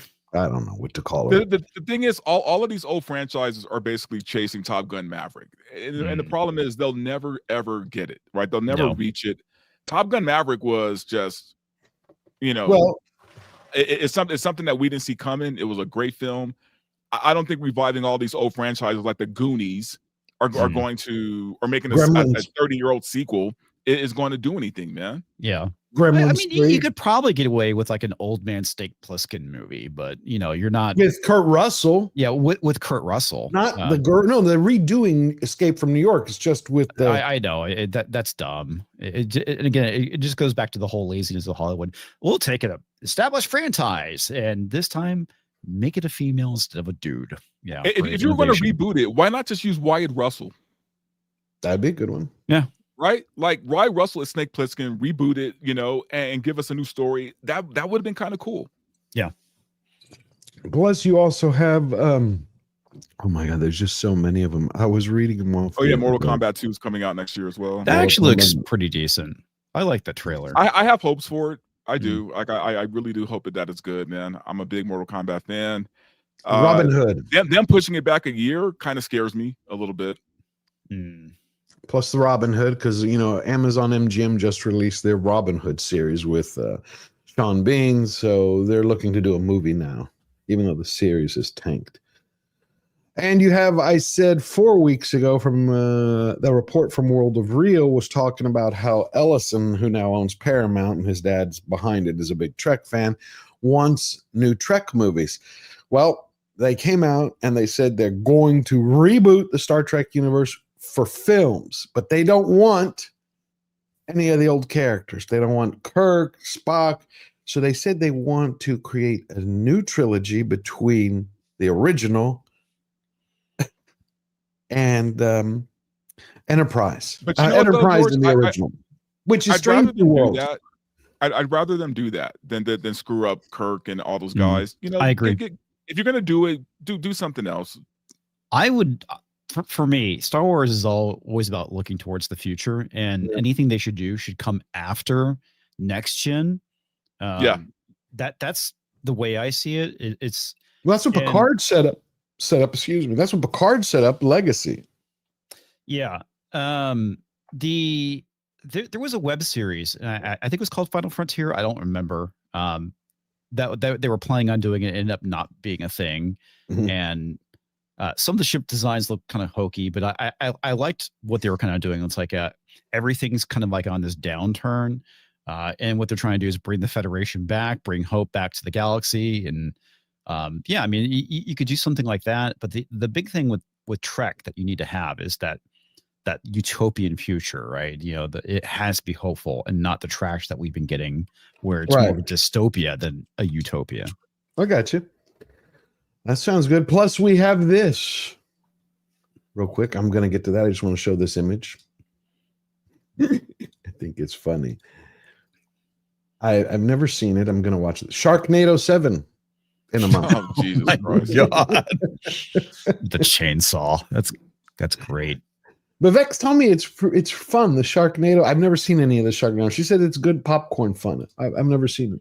There's some things out there. I watched the first one. I never saw anything after the first one, but yeah. I mean, there's things out there that are just so retarded. It's fun and goofy, like Mansquito from Sci-Fi Channel. I mean, it's shit like that. It's just like kind of goofy and fun and silly. And that's I've never seen the Sharknado movies, but I've seen the trailers and they just look, pretty funny. It's not my oh thing. yeah, and they definitely don't take themselves serious at all. So I mean, but guess what? It's a prequel. I was talking to somebody about this a couple of days ago, man. Like, I feel like Hollywood, another thing is kind of missing are just solid B movies. Yes. Yeah, right? Like, we had a lot of great B movies in the 80s and 90s. Mm-hmm. We need just maybe more of that. Beastmaster.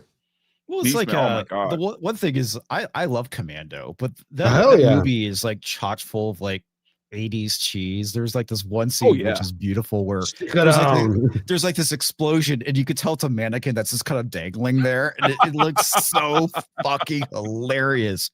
It's great. What about Red Heat? Remember Red Heat with Belushi? Yeah, that was yeah. I always liked his one-liners though. He had great one-liners. Arnold had great one-liners. As much I mean, I wouldn't consider him to be like the greatest actor, but he actually does have variety and can do different roles, and being serious to being goofy. Yeah, because he could do a movie. He could do a movie like Predator or Terminator, and then he could do a movie like Twins. So he has some range. Yeah, he Conan does. is still my favorite. But he's got the charisma. I would not say he's the greatest actor or even a good actor, but he's got that screen presence, which he's able to sell these roles. The Conan is still my favorite Schwarzenegger film. The first one, not the crap after it. But again, man, like, this is back when Hollywood understood like their target audience, right? Like those movies were for us, right? Those movies were for guys, but women could still enjoy them, but they were for us. You know what I mean? Mm-hmm. I got you. Like, Hollywood needs to get back to that. Know your audience, man, and make your movie for that target audience. Agreed. Cool. TGV Monster for $5. Hi, everyone. It's good seeing you all, especially Comix being here. What's up, dude? Thing. Oh, God, I love Comix. Was the very first person to allow me to bring me on the stream. I remember when I went up there, I was like, what do I do? He's like, we're live. Just talk. I'm like, I don't have anything to say. He's like, just listen and talk. We're having a conversation. No, always. Conversation. It's like what we're doing now. Being here is a big thing for him, especially without his stepping stool. Yes. It wouldn't be any time without comics with those. Yeah, it wouldn't be a live stream without somebody trying to make a short joke. Razorburn, my favorite rivet head for $2. George Comics, my two favorite rivet heads. Front 242. Hell yeah. I was listening to Front 242 the other day. Always. Right on, that was the best thing about the new Tron Ares was 9 Inch Nails. Yeah. Everything else. I would say it's the only thing good about that movie. And they're making a fourth one now, which I still think is bullshit. Are they really though? Yeah, they made the announcement and let us. I'll believe it when I see it, man, because I don't know if that's publicity to save face or. I'm perfectly fine with Disney dumping some more gasoline on a large pile of money. It doesn't bother me in the slightest. Well, they lost a lot of money this week too. The stock price took a dip because their dividends were down. Because their revenue was down. Eric K for $2. I just bought an 18-pound turkey for $7. Where the hell did you get that? Yeah. Did you go to like some farmer's market, that like black market? Is it like a little bit past its prime? I don't get it. I'm gonna have to go to the store this weekend. Maybe he knew somebody. Eric, where did you get that? I know you're. Every time I bought a turkey, it's usually $50, man. I don't get it. I mean, unless you take a gun and go like hunt them yourself, man. Yeah, it's going to be a lot. That I could understand. But thank you for that, brother. Then we got Tender Warrior 68 gifted 5 Georgia Giant Slayer memberships. Bless you, my friend. Thank you. That's beautiful. You know where I live, man. Like we get now that where I live now, we have deer that just come and hang out in our yard all day for no reason.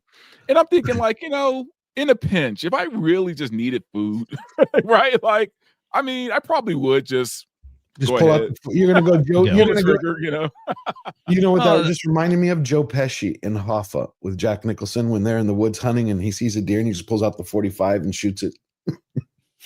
I mean, it's meat. Yeah. Well, sadly, in a crisis situation, that's exactly what everyone's going to do, and unfortunately, that would decimate the population of deer. And then they'll start shooting each other. Yeah. Shark Ventures for $5. When money ceases to be the means that men deal with each other, then men become the tools of men. Blood, whips, chains, or dollars. Atlas Shrugged. Good book. Perfect. Yep. Anne Rand knew what she was talking about. A lot of people take it out of context, but she knew what was up. She's kind of like, I always view her and Yuri Bezmenov. Like you read them, watch him. They kind of go together. Don't get me wrong; she was a little wacky with some things, but for the most part, she was, right about it. Spot on certain things. Yeah. Well, nobody's perfect. It's to Phobos for $2. What you can tell is that Patton is true believer. Oh yeah, yes, he is. He was being respectful. That's why I said if it wasn't Bill Maher and it was one of us, he would have left the set, ran, pissed off, the whole 9 yards. He'd have put on a show. The difference between Patton Oswalt and that John Cryer interview was that Patton was a little bit more, I don't want to say fake. He was holding it in, right? Because John Cryer was completely off the rails, man. Like that guy is. If you think Patton Oswalt is bad, John Cryer is 1,000 times worse. John Cusack is worse than both of them. John Cusack is pretty bad. And he was not that way. And that hurts to say. Yeah, it does, dude, because I loved his movies back in the 80s. Gross Point Blank. Oh, yeah, God. Better Off Dead. It's fucking a phenomenal movie, man. Which is the one? Crazy Summer. I mean, Crazy Summer. Which is the one he's holding up the boombox to the girl? Say anything. Say anything. Yes, it's like that song. He was like the thing back in the 80s, Peter man. David. And I'm not gonna say it's a shame his career didn't, get bigger than it did. Maybe it's a good thing that he didn't get bigger than he has. But yeah, he's definitely, kind of dove into the liberal short end of the pool. Oh, it's like they say, man, like, never meet your heroes, right? Yeah. No, definitely not. Well, I remember he was at Alamo City Comic-Con, and it's like, I like I said, I love those movies back in the 80s, and I was like, I'm not gonna get his autograph. He's just too much of a fucking retard. He's gone off the rails. He should have shut his mouth. Yeah. Jim Alaska, always a pleasure to see you, my friend. Look at it. Thank you so much for your support. Jim gifted 20 Georgia Giant Slayer membership. Thank you, my friend. Thank you. Please go thank Jim. Thank TGB Monster. All of these beautiful people. Captain JPS 47 member for 6 months. Oswald is a lizard person. Yeah. I think it's hilarious that so many people are using the old Clippy images for some reason. I haven't seen that. Microsoft, dude. The Clippy. Yeah. Multiple reports of those guys. Multiple reports of those guys eating the bacon on the street in front of Muslims were charged with the felony. Come on. They couldn't have been charged with a hate crime for eating a bacon sandwich. Dude. In Florida? In the UK, someone was literally arrested for saying, I like bacon in front of a mosque. I mean, this does not shock me. I know it's here in the States and that should not be happening, but God, I'm not shocked. Wild, man. Yeah. That is wild. All right. I think we got through. No, we got thoughts on narrowboating with Nigel. Great channel. Good friend. Member for 16 months. Riot. You lot just dodged a bullet. Oh, yeah. Because he's from Great Britain. We did with cackles, most definitely. But now we have another bullet in 2028. what's going to happen. John Wayne, 1985, for $10. There's been a mind virus infecting society since the beginning of time, but I'm not aware of any mind virus like communism that seems to be the most infectious, pervasive, and impossible to eradicate. You are 100% spot on. But see, they started this over 40 years ago, and it started with religion, started with Christianity. They started nipping away at the heels at church, and then the holidays. It was little by little, and everybody's like, oh, what's the big deal? But it slowly crept in. You have to. I can understand why. But communism has two forms of kryptonite: religion and communication. I would say reality, because it is reality, but religion always is able to defeat it because people have faith in a higher power, and that's more than the state. That's why Mao, Stalin, Ceausescu, Castro, they always go after religion. Pol Pot, because they Family. go, you got exactly. But religion binds them. Things that bind us together as a community and society. That after you have to have that, and when you, that's. Yuri I think it was more COVID, man. I think COVID was the test, right? Like COVID was the test to see how compliant they can get us, right? Yeah. And I think from there, man, it's just because don't get me wrong, it was rough before that. I mean, but we were still having a good time, right? But once COVID hit, man, like all of that changed. And I think that's where sides were kind of solidified, man. And that's why you still see these morons fucking out here wearing a mask when they're driving by themselves in their cars. Yeah. I see it all the time. So weird. I mean, Yeah, I can understand. It's like if you got like an autoimmune disease, you're out in public wearing a mask. Hey, I totally get it. But sure. If you're afraid of getting COVID now, it's like there's something wrong with you. Like legitimately something wrong with you. Well, COVID has become a political statement. Yeah. It's not about the virus anymore. It's not about safety. No. Yep. It isn't. We also have the Sundowners Club. Great to see you. Got to have you back on. Member for 18 months. Highlander movie has a solid cast surrounding Cavill. I am looking forward to that. That one I give a pass to, and mainly because of Cavill. But I do want to see it. I do. It's one of the few reboots. Who they got playing the Kurgan it's Batista, right? Yeah, it's Batista, which I don't know if he's the skinny Batista or big Batista, because skinny Batista to be big to be Kurgan, man. Like, I would think so. I'm glad it's not the Rock. Wasn't like huge when he was the Kurgan, but I mean, he had presence. He definitely had presence, and he was muscular. Well, he was bigger than what's his name? Christopher Lambert. Lambert, right? And the thing is, when you're playing opposite of Cavill, you got to be a big dude, man. Yeah. I really wish there was a rumor at one time that Cavill was able to get a cameo from Lambert, but I never heard if that was true. I don't know, because he's pretty much blind. Really? I didn't know that. Oh, yeah. For a year, she has had problems. And then, what was it, 6 years ago, I heard he was pretty much blind. I think he did an interview. I think it's a missed opportunity, though, to not get Antonio Banderas to play Ramirez. Ramirez? Oh, yeah. No, aren't they getting Not what's the his right name? age. Aren't they having Crow? Yeah, Who? isn't it Russell Crowe? I think Russell. Let me check that. I have my notes. Wow. Let me see my bookmark. Is it here? Where I'm a Scottish Egyptian. Because they were trying to follow up the Sean Connery kind of model. Yeah. Connery was great in that, even though he's, neither a Spaniard nor Egyptian. He's playing Juan Sanchez Villalobos Ramirez. Yep, Wow. he is it. He is in it. So that's gonna be cool. That's a choice. That's a choice. I saw his Robin Hood a week ago, the director's cut, the Ridley Scott one. Have you ever seen that Robin Hood one with Russell Crowe and Kate Blanchett? Very good. And also had Max von Sydow. Enjoyed it. Ridley Scott. I'm still praying he was joking, but 2 weeks ago he was talking. He was looking at Kingdom of Heaven. Anybody ever see Kingdom of Heaven? Yeah. I have not. I actually own it on DVD though. Oh no, the director's cut. It's the best version. It's a good film. 3 hours 40 minutes, something like that. 3:30. He was like, but what happened to him afterwards? I'm like, we don't need to know. No. Because he's like, there's multiple crusades. And I'm like, dude, are you just gonna like screw up every? Dude, Ridley Scott has become the biggest disappointment for me as a film lover, man. I used to worship the ground Ridley Scott walked on, man, and now I'm just like, please stop. Yeah, please stop. Don't do anything else, please. It's like watching your favorite boxer try to get back in the ring at 60, man. It's like, dude, please just don't do this. Oh, we'll get to boxers in a second. Eric K, pay attention to sales and digital coupons for $2. I will.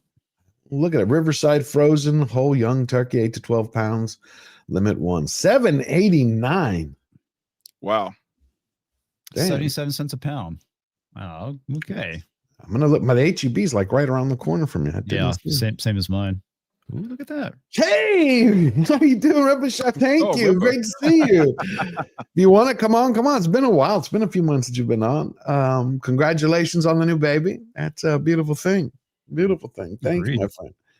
Well, like his life couldn't get any busier. Yeah, no kidding. Or better. Did y'all see what Apple's doing? Justine Bateman shared this the other day. So I've been now going through all my Apple shows to look for it.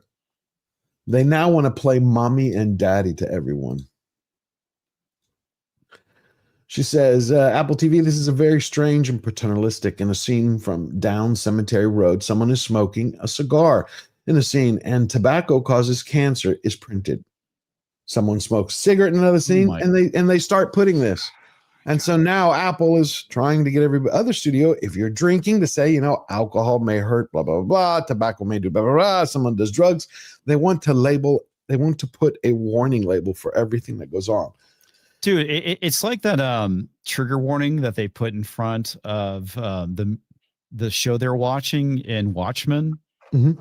It's like they list everything off, may cause racism, blah, blah, blah, misogyny, blah, blah, blah, all this stuff. It's like, we don't need that, guys.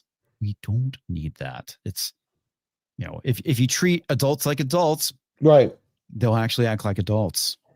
And I think this is why Taylor Sheridan does so well with his stuff, man, because he just appeals to people, right? Because like flaws and all, right? Yeah. Like he just appeals to people. Because he's straightforward. He's like men are men, women are women. It's like everything is, and then you have the gray areas in between where he hypes the drama and you have a lot of fun. It's not crazy. It's like you saw the director of Toy Story 5. He was there's a variety piece where he's defending his decision. Have y'all checked that out? No, what his decision to do what? To make Toy Story 5, because remember, Tarantino believes that Toy Story 1 through 3, Tarantino has said it many times, he thinks that is the perfect trilogy. Beginning, middle, end. He goes, nothing else. He won't watch. I don't think he's wrong either. Yeah. He's not wrong. And this director has been getting a lot of crap from Toy Story fans. Film school. All we have to do is, just look at what's going on with Alien and Predator at this point. It's like, why do you need to continue these movies at this point? It's just, please come up with something new. And they gave Alien Earth season 2. Oh, but God, that was such an abysmal show. Also, who is this movie for, right?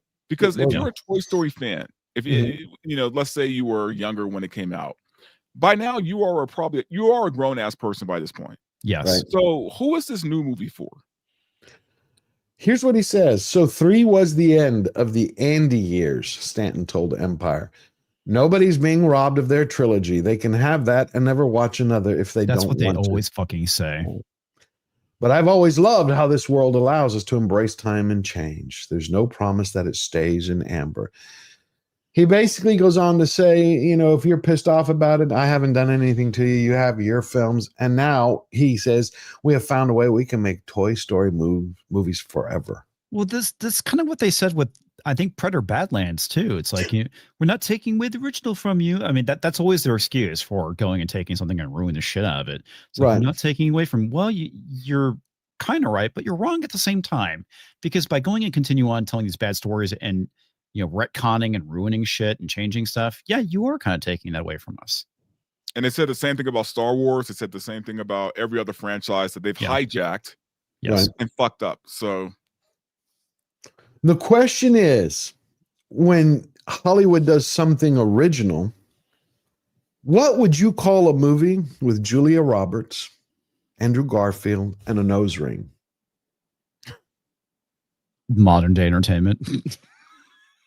I guess. Yeah. It's a new Amazon Prime film where men are bad. I know that you want to believe in the fairness of the system, but don't do it, Maggie. I used to think I could rely on myself, that I could trust my instincts about people about myself. Now, not so sure. Can't take it back once it's been said in motion. These kids have had everything handed to them in their lives. You know I love to rub it in. Hank walked me home. He asked for a nightcap. What do you think happened? Isn't it obvious? He crossed the line. Does anyone else know? You couldn't look away, look away, look away. You know the truth. I did not do this. You did this to yourself. It's convenient. What would people say? People say. Oh, Maggie cheated. I told her I suspected she plagiarized. You had to have seen too, didn't you? These are insane times we're living in. A reporter approached me. I support whatever you choose. But higher education is run by white men, and you need those white men to hire you, and they won't. Because they will be terrified. It's the white guy problem. Yep. Unbelievable. You know, do the same. We say it all the time, man, but they just won't learn. They won't learn. I think it's like each one of them, like each one of the actors and actresses in Hollywood, it's like they want their own, like they each want to take the message in a film and they want to share it. There's like, hey, I didn't get to do my bad white guy film. Whatever. They're nutty. Because women are penalized for speaking out, I shouldn't? That's your logic? I worked too hard. Let it all just be taken away. Well, she's Okay, pause it right there. the shallow cultural moment. Yep. This idea that women get penalized for speaking out. I'm sorry. Have we not lived through Me Too and the ramifications of that? I mean, let's not pretend for a second that women don't get listened to. Okay, fuck off. Yeah, like this would fly like, you know, back in 2007, right? Maybe 2008. maybe. It doesn't fly now. No, not at all. Anyway, we don't need to see more of that. We will just. But see, again, man, and look at the cast: Julia Roberts, Andrew Garfield. This is a big cast.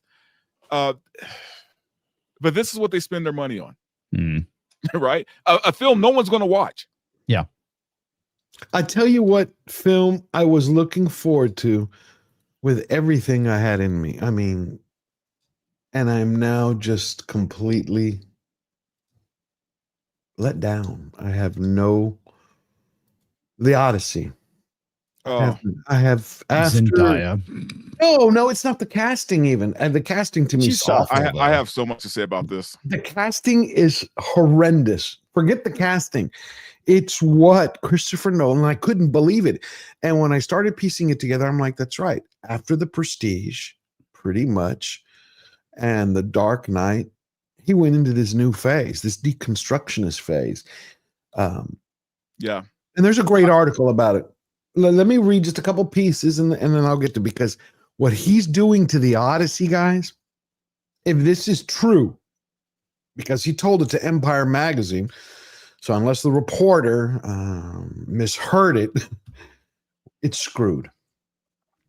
This is what Christopher Nolan told the reporter. He explains his approach to the mythology, the mythological elements in the Odyssey. Quote, one of the things I needed to crack was how to approach mythological elements in a sort of real world way. The big breakthrough creatively in thinking about the gods was that everything that is now explained by science was once supernatural. Lightning, thunder, earthquakes, volcanoes. People are literally seeing gods everywhere. Not even the evidence of gods. You know, if you see gods everywhere, then gods actually exist nowhere. Then they're seeing the actions of gods. I don't want to say too much about it beyond indicating that, yes, the evidence of the supernatural is all around these people. It's very much a part of their lives, and I think it's quite a lot of fun to tap into it. He goes on to basically... He's not going to have gods. No gods. Yeah. Well, this is the exact same issue I kind of had with Troy. Okay. It's the exact same thing. It's like they removed any of the mythology and the supernatural from that movie. They did. And you know what pisses me off more? Troy, if they would have added that in, it would have, to me, would have been perfect. So he's removing all of those elements. Did you know that Nolan was actually supposed to write and direct Troy? He pulled out of it. No, I didn't know that. Yeah, that's why it's odd. Now, there are a couple of critics who are saying maybe he's angry because remember, you have Troy and then you have the Odyssey. they go together. It's the journey back. Yeah, the Iliad and the Odyssey. How are you going to remove the gods? What is he's doing? Is he doing the Odyssey or is he doing the Iliad? He's doing the Odyssey. He's doing the Odyssey. Okay. And the thing is, when I first heard he was going to be doing it, honestly, and I love Nolan. I'm a big Nolan fan. I knew immediately he was the wrong guy for this movie. I thought he was going to go mythological. No, George. I knew he was the wrong guy because you know what? Chris Nolan hates the fantastical. Yes. And he hates the supernatural. So I knew he wasn't going to go that direction. But you can't do the Odyssey without the gods and the mythology. I know. And what he's planning to do, from what I've heard and read, is it's all going to be symbolic. It's just all going to be symbolic. Stop. Please stop. The Odyssey. Yeah. So no Cyclopses, no Zeus. Nope. No. This is going to be symbolic. Yeah, probably the best adaptation of the Odyssey has been Armando. Brother, where I Brother, Where Art Thou is amazing. Yeah. God, the modern version. I'm talking about the actual one there was one with Armando Sante. It's a television one, but it wasn't sci-fi. You know what though? I just knew when I heard his name attached to it, I knew we weren't going to get mythology. I knew that. I didn't know that. I thought, no way he's going to fuck up, pardon my language again. He's going to screw up the Odyssey. No way. Not going to happen. Who do you think would be a good director to do that? Today, I would actually love to give it to Eggers, Robert Eggers. Oh, yeah. Or I would like to give it to Villeneuve. The supernatural. He would be good for that. Yeah, or Eggers Villeneuve. I think Eggers, if he stuck, not turned it into a gothic thing, but I think he showed in The Northman that he could bring both historical fact and action and drama together. And that damn camera. I would even give it to Guillermo del Toro. I was thinking that too, but he's more kind of gothic horror, but he might actually be able to pull it off though. Yeah, Eggers and Guillermo, I think, would be my two picks. What about Denis Villeneuve? It's great cinematography. Cinematography. That's a hard one. That's hard. I'm trying to. I'm completely forgetting what other movies he's done besides the Dune movies. He did the last Blade Runner movie, right? Yeah, he did Blade Runner for 2049. I don't know. I don't know if that's really a movie that would work for him. I would prefer him to stick with sci-fi, to be honest with you, because he seems to do a pretty decent job. I know that the last Blade Runner movie gets a lot of shit and a lot of people didn't like it, but I mean it's pretty visually stunning. I liked it for what it was worth, for the most part. I liked it actually. Yeah. Taylor Sheridan could do it with Billy Bob Thornton, The Odyssey. Well, yeah, you need to have someone who kind of understands mythology and fantasy and mythology. Chain smoking. Yeah. You know who I would pick who I would have picked, like, say 20 years ago or maybe 15 years ago? James Cameron. James Cameron could do it. Yeah. Yeah, but now not the Cameron of today. Yeah. What about Coppola? Coppola's a weird one, man, for me. I don't know if he still has the chops to do a movie like this. Mm-hmm. Godfather, come on, Godfather 1 and 2. Look, it's like Ridley Scott, right? It's like Ridley Scott. Great old films, great. I mean, masterpieces, right? I don't know if they still got it. That's my problem. That's kind of the big issue with a lot of these directors. These great directors is that they've kind of like lost their edge. They've who did Birdman with Michael Keaton and brought Michael Keaton back? He had a good visual eye for the fantastical. Wasn't that Edgar Wright? No, it's Inarritu something. I think. Let me go look that up. Inarritu something. You could if you have the Peter Jackson from the Lord of the Rings. That was a good movie. I can't say this name. Here, I got to drop this in the private chat. Okay, maybe one of you guys could read this. Okay, give it to me. What about Peter Jackson from the Lord of the Rings era? Peter Jackson. He did. Actually, Peter Jackson might be able to do an Odyssey movie. He might be the best. Oh yeah, it's what I thought. Alejandro Inarritu, I think. Yeah, I think he would. He could do it, but Nolan, and I started thinking about it, right? So after The Prestige, I think that's one of his best films, The Prestige. It is. It's very good. And then you have Batman Begins, Dark Knight. I think that's where it was his apex. Mm. Dark Knight Rises, is where you see all the deconstruction start taking place. And then it's the same thing. It's deconstruct. And then what is he going to do now? He's going to deconstruct Greek mythology. The whole point is the mythology. It's the gods and the man. I mean, look, I loved Interstellar. I still call it Buck Rogers Begins. Like that's a good way to put it. I love. I never thought about that, but that's accurate. Yeah, I think Nolan's a great director, man. I just knew that he was going to be the wrong choice for this kind of movie. It's just I was just blown away by that fact that he Inception. Yeah, that's the movie I love. Badass. And see, that had a lot of world building in it. Oh my God. I know this movie gets a lot of shit, but I actually do like Tenet. My biggest issue with it is the fact that when I saw it in the theater, the fucking audio was mixed wrong, and you could barely hear sometimes what the people were saying in the movie. And Tom Holland to prepare had where is that? Where did he say? Yeah, Tom Holland prepared. He called the head of Sony to give him a screening of the original 70 millimeter of Lawrence of Arabia. And he says, that'll give you an idea. He goes, where Nolan is going. I'm like, Lawrence of Arabia is a masterpiece. I watch it every year. But there's no mythical element to it. No. There's a different type of mythology around the man, but that has nothing to do with the Odyssey. So but that's the angle he's going with, though. I know Tom Holland, Zendaya, Paige. Yeah. And I don't know which Page. Yeah, that's right. Which Page is showing up? My biggest problem with the casting is still Lupita Nyong'o as Athena. I'm like, are you kidding me? A Greek goddess. Yeah. I know. Yeah. You have a Nigerian woman playing a Greek goddess. Like, what are we doing here? Yeah. It's Netflix all over again with Jada Pinkett Smith and Cleopatra. Black Cleopatra. Black Cleopatra.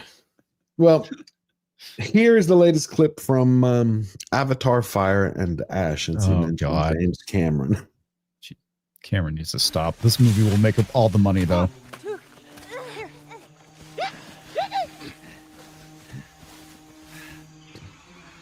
I just wish he would move on from this series. Man. You wish what? I wish he would move on from this series. No, he's got 2 more. Remember, he's five to complete. And he says, if this does the same it did, we move on to 4 and 5 or 5 and 6, whichever the fuck. Well, yeah, and this will be a win for Disney because, like I said, this movie for some reason will make all the money. I don't know why. I liked the first one. I didn't care for the second one. I just don't care. I like the first one. It's based Dances with Wolves in space. Yeah, but I'm just over this franchise, man. I am too. Yeah.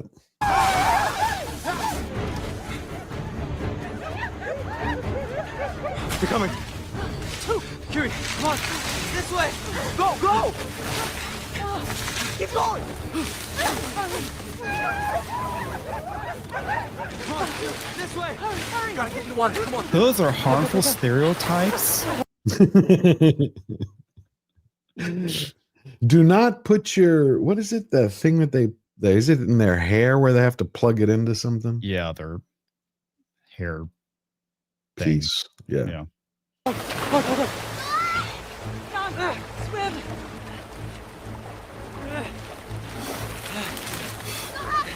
I got you too.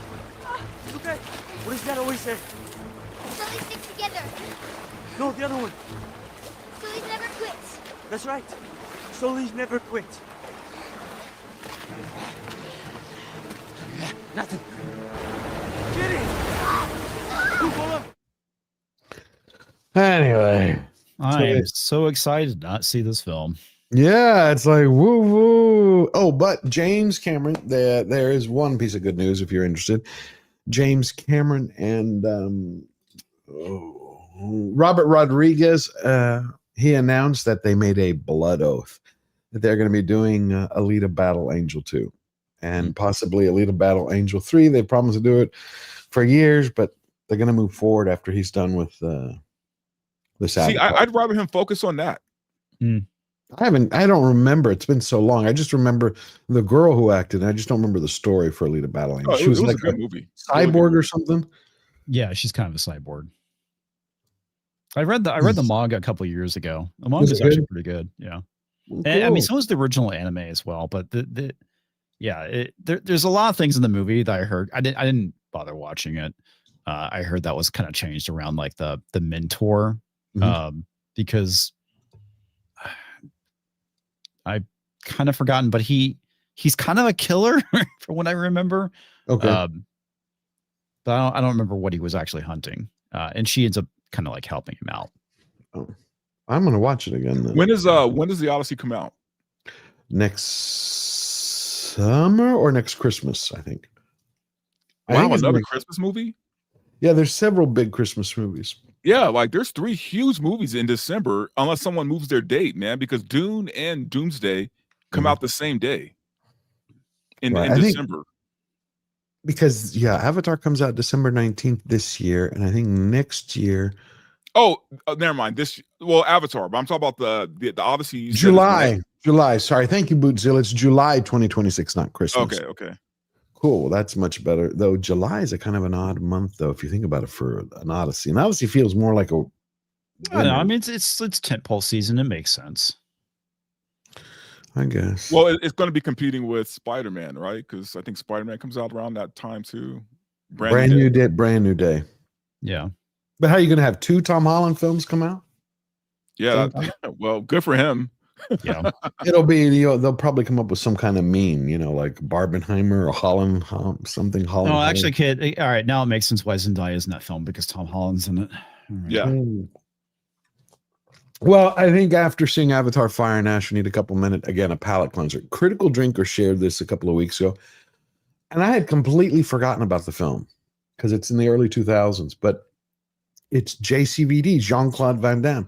And when Drinker was describing, I was like, he said he put his whole soul into this. So watch a minute and a half and tell me if you don't see that this is the best that Jean-Claude Van Damme has ever done. It's powerful. Which movie was this? JCVD, Jean-Claude Van Damme.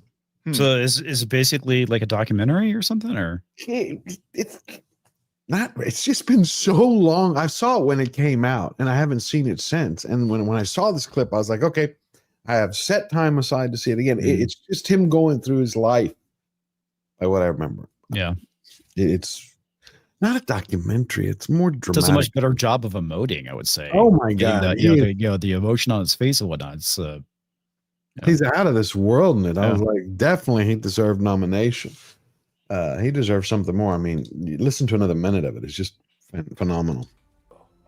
Anyway, I think it was pretty good when I saw it. He also did an Amazon series a few years back. I saw it. That was, to me, more comedy. And I think we have one more thing, and then we'll wrap up. It is talking about nominations. It's Cruise. It's Cruise's speech getting his Oscar. I'm not going to play the whole damn thing. It's 12 minutes long. How is he already getting an Oscar? I thought. I know, that's what I was complaining. I was kind of like mentioning at the top, right at the top of the show, is because they gave him his honorary Oscar at this governor's ball last week instead of waiting until the Academy Awards. I think they should have given it to him at the Academy Awards. But he spends pretty much the first 6 minutes thanking everyone. So we'll just jump ahead. I want to thank the Academy Board of Governors for inviting me this evening for this honor. I am truly grateful to have this moment, so it allows me to acknowledge all the people who have helped me, all the people that I have been fortunate enough to create these films with, because every step of the way, this whole journey has been shared. And my love for cinema began when I, at a very early age, as early as I can remember, I was this little kid in this darkened theater, and I remember that beam of light, it just cut across the room, and I remember looking up, and it seemed to me that it just exploded on the screen. And suddenly the world was so much larger than the one that I knew. Entire cultures and lives and landscapes, and all of it was just unfolding in front of me. And it sparked something in me. It sparked a hunger for adventure, a hunger for knowledge, a hunger to understand humanity, to create characters to tell a story, to see the world. And it opened my eyes. It opened my imagination to the possibility that life could expand far beyond the boundaries that I then perceived in my own life. And that beam of light opened a desire in me. It opened the world to me. At this point, when I was originally listening to it, I was expecting something else. When he starts talking about beam of light, and I know he was talking about film, but I was waiting for the Ron Hubbard. Xenu. Yeah, I was. Let me pull out the whatever that machine is called, where they read you or test you. Yeah. Test the Thetan level. I was waiting because he kept saying beam of light. I'm like, I know he's talking about the projector. Movie theater, yeah. But yeah, it's kind of hard to not think about that stuff with them. It's also kind of bizarre that only now he gets an Oscar. I know. Yeah. And by the way, an honorary Oscar at that, not even like a real Oscar. Like that's insane to me. I think Born on the 4th of July, he could have gotten one for that. I think he'd have gotten one for several films. His body of work is far and away. There's a reason why they call him the last real movie star, man. I think we could have real movie stars again with like Glenn Powell and Henry Cavill, but they simply don't want these individuals to be movie stars. Yeah. Which was the Michael Mann film? The name of it? I've watched it 50 times, but I always forget its name. The one with Jamie Foxx and Tom Cruise, where he's a hitman. Oh, that was a great movie. What's the name of that? What's the name of that movie? Rayman, yeah, excellent dark hierophant. But I'm trying to remember the one where he was a hitman in the cat. And Jamie, collateral damage. Collateral. No, it was collateral. Collateral. That was perfect. I didn't think. I was like, no way, they're gonna kill Jamie Foxx's character at the end. No way. That was a great film, man. And the way and the story, because remember he was talking about. I think it was Cruise's character was talking about how there was a guy who was dead on the train and nobody paid attention. I think his best role is in Tropic Thunder. Tropic Thunder? Yeah. Oh, come on. Les Grossman? Yes. They've talked. He has talked about it again after the last Mission Impossible. He was talking again about making a Les Grossman film. They keep talking about it. I don't think they should do a film about him, but having him as a primary character in it would make sense. Oh, no, but I don't think the character is as interesting enough to make a movie around. Oh, can't wait. I don't know. Them's fighting words. Les Grossman. You know what? There's a way to do it if they're willing to like really poke fun at Hollywood. Yes. Yeah. Right? There's a way to do it, man. Because what you could have is Les Grossman dealing with woke Hollywood now. Oh my God, that would be fantastic. That would be so funny. It was a woke up. Oh yeah. Well, that means it's a Les Gross moment. I always have this video on because I love Les. Okay.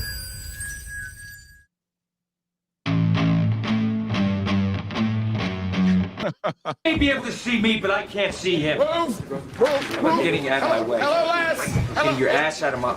Your feet were on my desk. I don't know why we don't have this. Should be up for. Get him a Diet Coke. Les! Huh? It's working. Yeah. Whatever you're doing right there. Hello, Les. Okay. Hello, okay. Les. We got you loud and clear here, Les. I see you. I see you. Which one of you fuck faces is Damien Cockburn? That's me, sir. It's good to finally meet you at last. Get some FaceTime. And who here is a key grip? You. Hit that director in the face. Really fucking hard.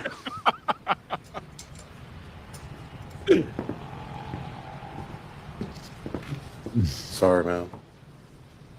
Ow. Oh. This is your fault. You limey fuck! Shit the money bed, my friend. What? God damn it, Damien! For all due respect, Les Grossman did not blow up the jungle. What? Fuck the jungle. Exactly! Come on, man.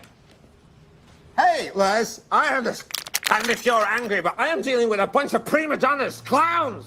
Tell Stephen he can't cry. You know how you handle an actor? They whine about anything. You pull down their pants and you spank their ass. You spank that ass, Les. You want to make this movie right? That's where you take your pansy-ass actors. Who is this guy? Les, that's Four-Leaf. Sergeant Four-Leaf, Tayback. I wrote the book. Oh. You're a great American. This nation owes you a huge debt. Now shut the fuck up and let me do my job! Cockburn? Yes? From now on, my fist is gonna be so far up your shithole that every time you have a thought, it's gonna have to tiptoe past my wedding ring. Take control of your actors or I will shut you down. I love how ridiculously big his hands are. Thing is, I wonder if some of those producers actually talk like that. That's what I wonder. They used to. Oh shit, man! Back in the day, they can't do that now. Yeah, Oh. producers used to be fucking like crazy, man. Like they would chase people around the set with a bat and shit. Come on, seriously? Oh, absolutely, yeah. Oh god, where's the best one? I think it's Hollywood used to be a real place, man. A long time ago. Long time ago.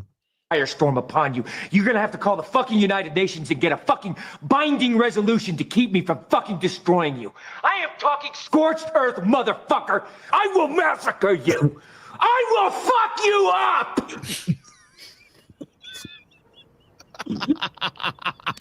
They're all like, what? We're drug lords. What are you doing? Did you find out who that was? Yeah, go. Flaming Dragons, heroin manufacturers responsible for 1/8 of the drug trade in Asia.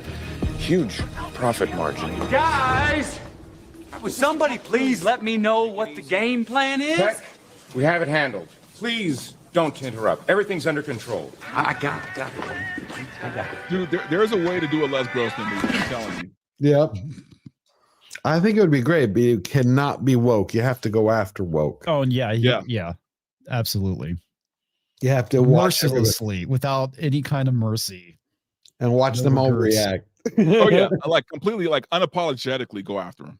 Yeah. Like he has to be brought on to save a film, and he's dealing with all these new rules. Earth.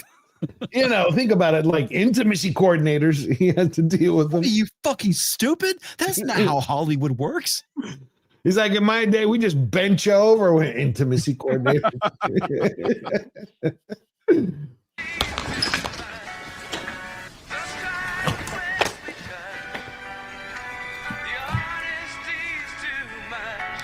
Les Grossman. We not get money yet. Price now 100 million. You pay now or tomorrow Simple Jack die. Great. Let me get this down. 100 million. Oh, wait. I got a better idea. Instead of 100 million, how about I send you a hobo's dick cheese? Then you kill him. Do your thing. Skin the fucking bastard. Go to town, man. Go to town. No. In the meantime, and as usual, go fuck yourself. No. We don't negotiate with terrorists. Whoa. Hey, are you insane? I think I could have done that. I thought it was good. They're gonna kill him. And? And it's a cold, hard world. Shit happens. We'll weep for him in the press. Set up a scholarship in his name. Eventually, and I'm talking way, way down the road, we file an insurance claim. Preferably before the end of the fiscal year. Actually, the claim alone would net us more than we would lose. That's just so great. You kick in the door to my house, we're all ants in your pants, sucking my left nut to get a TiVo scrap for the third runner-up Sexiest Man Alive 1998. And you're asking if I'm serious? Let's face it, the kids aren't dressing up as Scorcher for Porn anymore. Speedman is a dying star, a white dwarf heading for a black hole. That's physics. It's inevitable. We've been handed an incredible opportunity here, Beck. The universe is talking to us right It might be now. one of his best roles. You just gotta listen. Movie again. No. They can never make a movie again. History repeats. We'll come back. We'll come back to normal eventually. That's why I think it would be a perfect time. Someone just wrote. Who wrote that? Make it the most offensive movie and market as most. Oh, Daniel, make it the most market as most offensive movie. Yeah. I think it would be beautiful. I think the issue is by the time that they're allowed to do it again, Hollywood won't be a thing anymore. Right. Yeah. You know what I'm starting to see now? I start getting these video clips. People are actually making AI videos of all of the Darth Vader comics, the Star Wars. They're filling and they're using the comics in the EU to make 5-minute videos, movies. And they're pumping them out 2 or 3 times a week. Half of them are decent. Yeah. Decent. God, that was back in like 2022. It was I wouldn't say it was like when season 2 of Mandalorian came out, and it's like I had Chat GPT write a better script than what they came up with because of how formulaic it was. It was funny. It's like Mando goes to planet, some stuff happens. Mando goes to yeah. I'm going to show you this last clip and then we're wrapping it up. Here we go.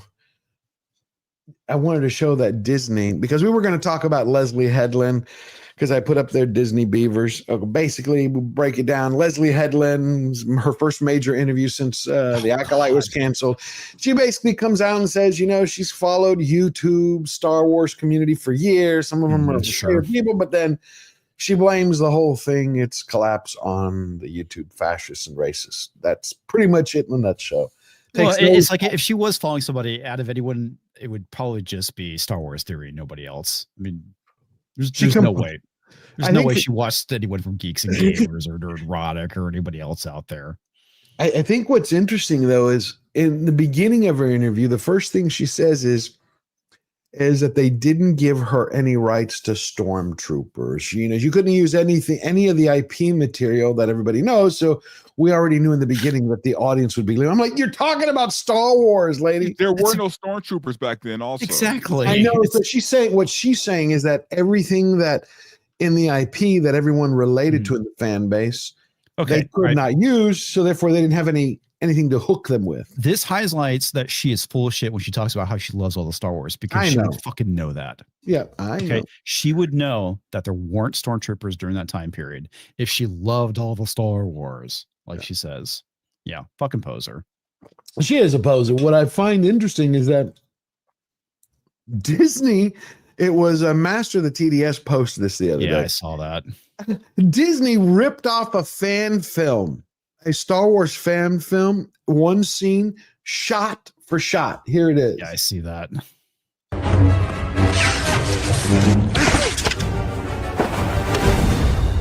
Oh, this is crazy.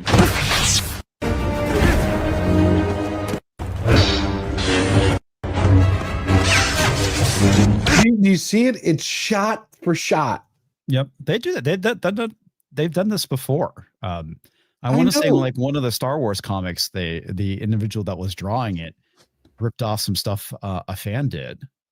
Some like 3D designs that they did. He just traced them.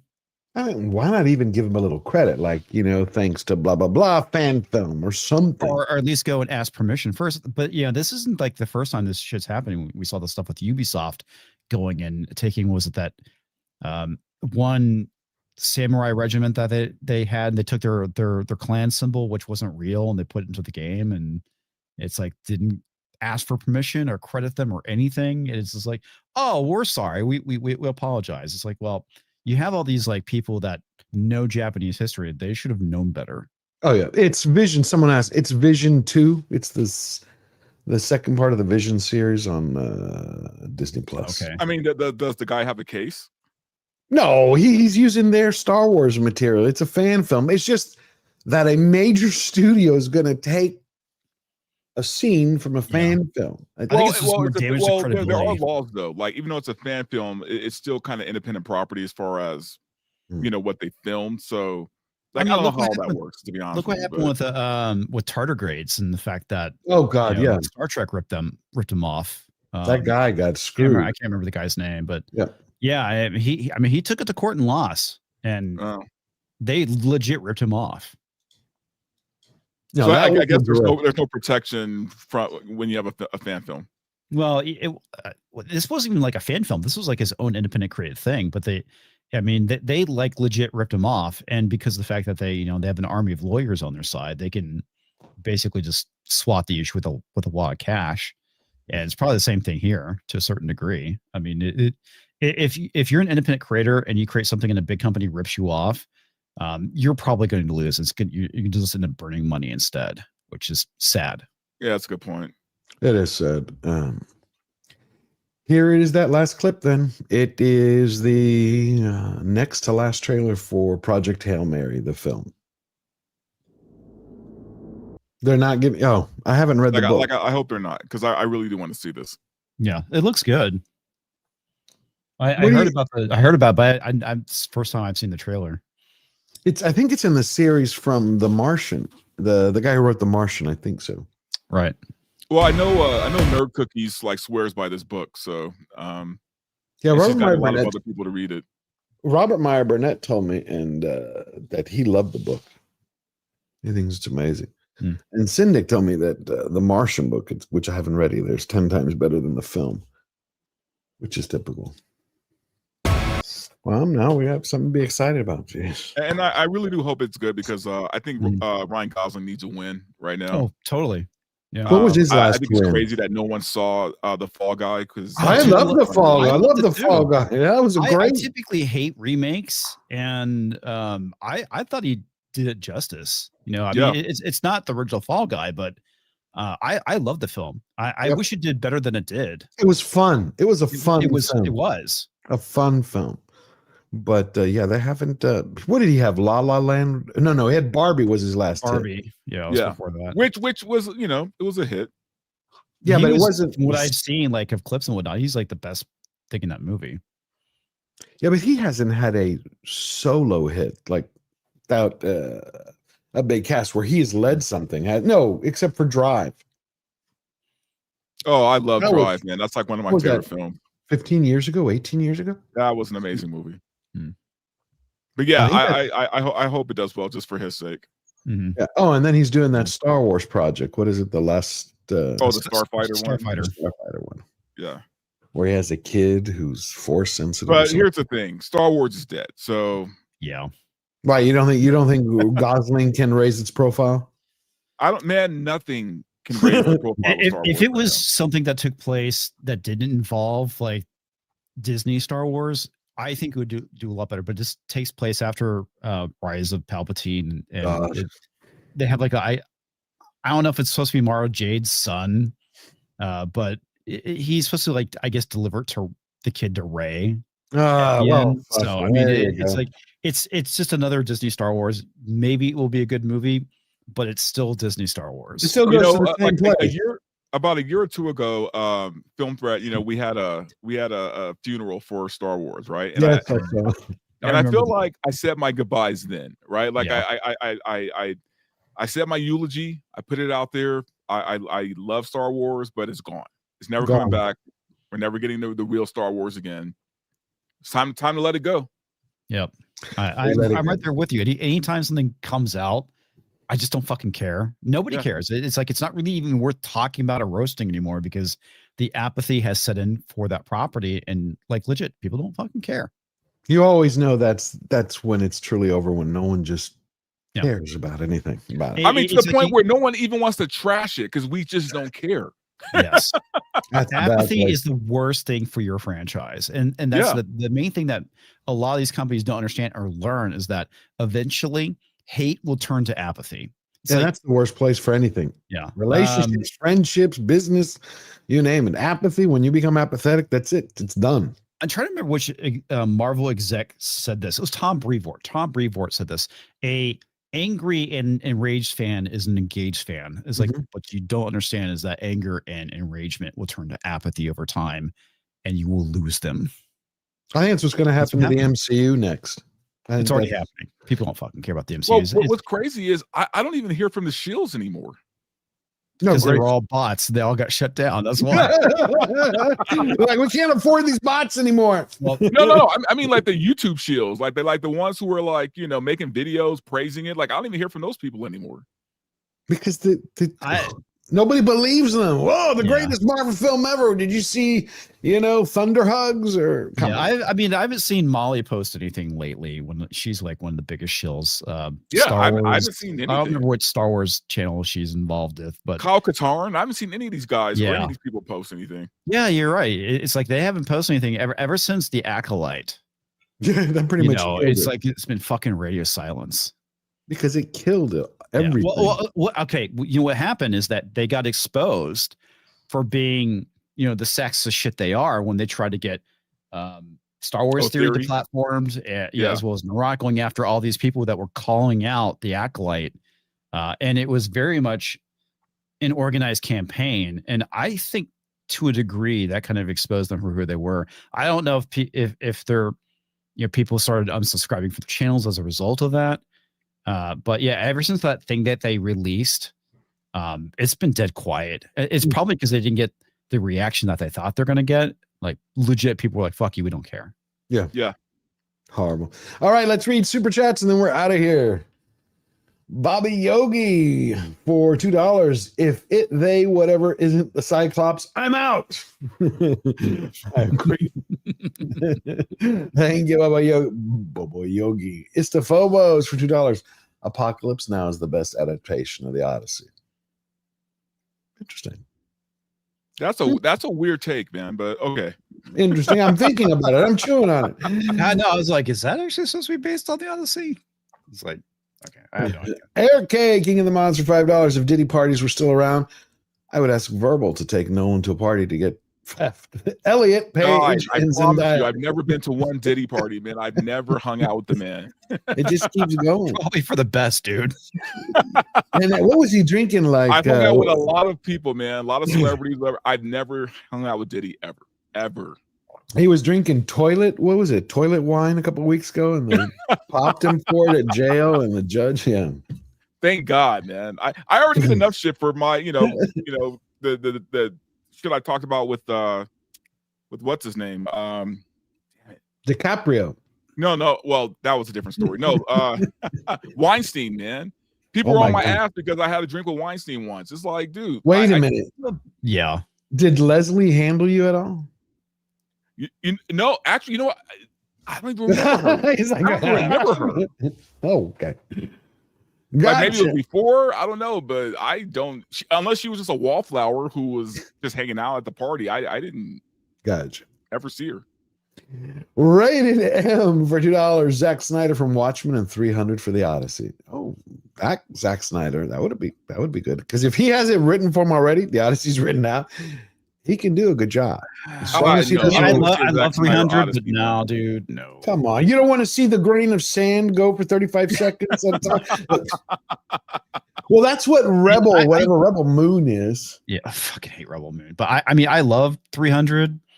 And I really enjoyed, his, take on Dawn of the Dead. And again, that was written by somebody else, James Gunn.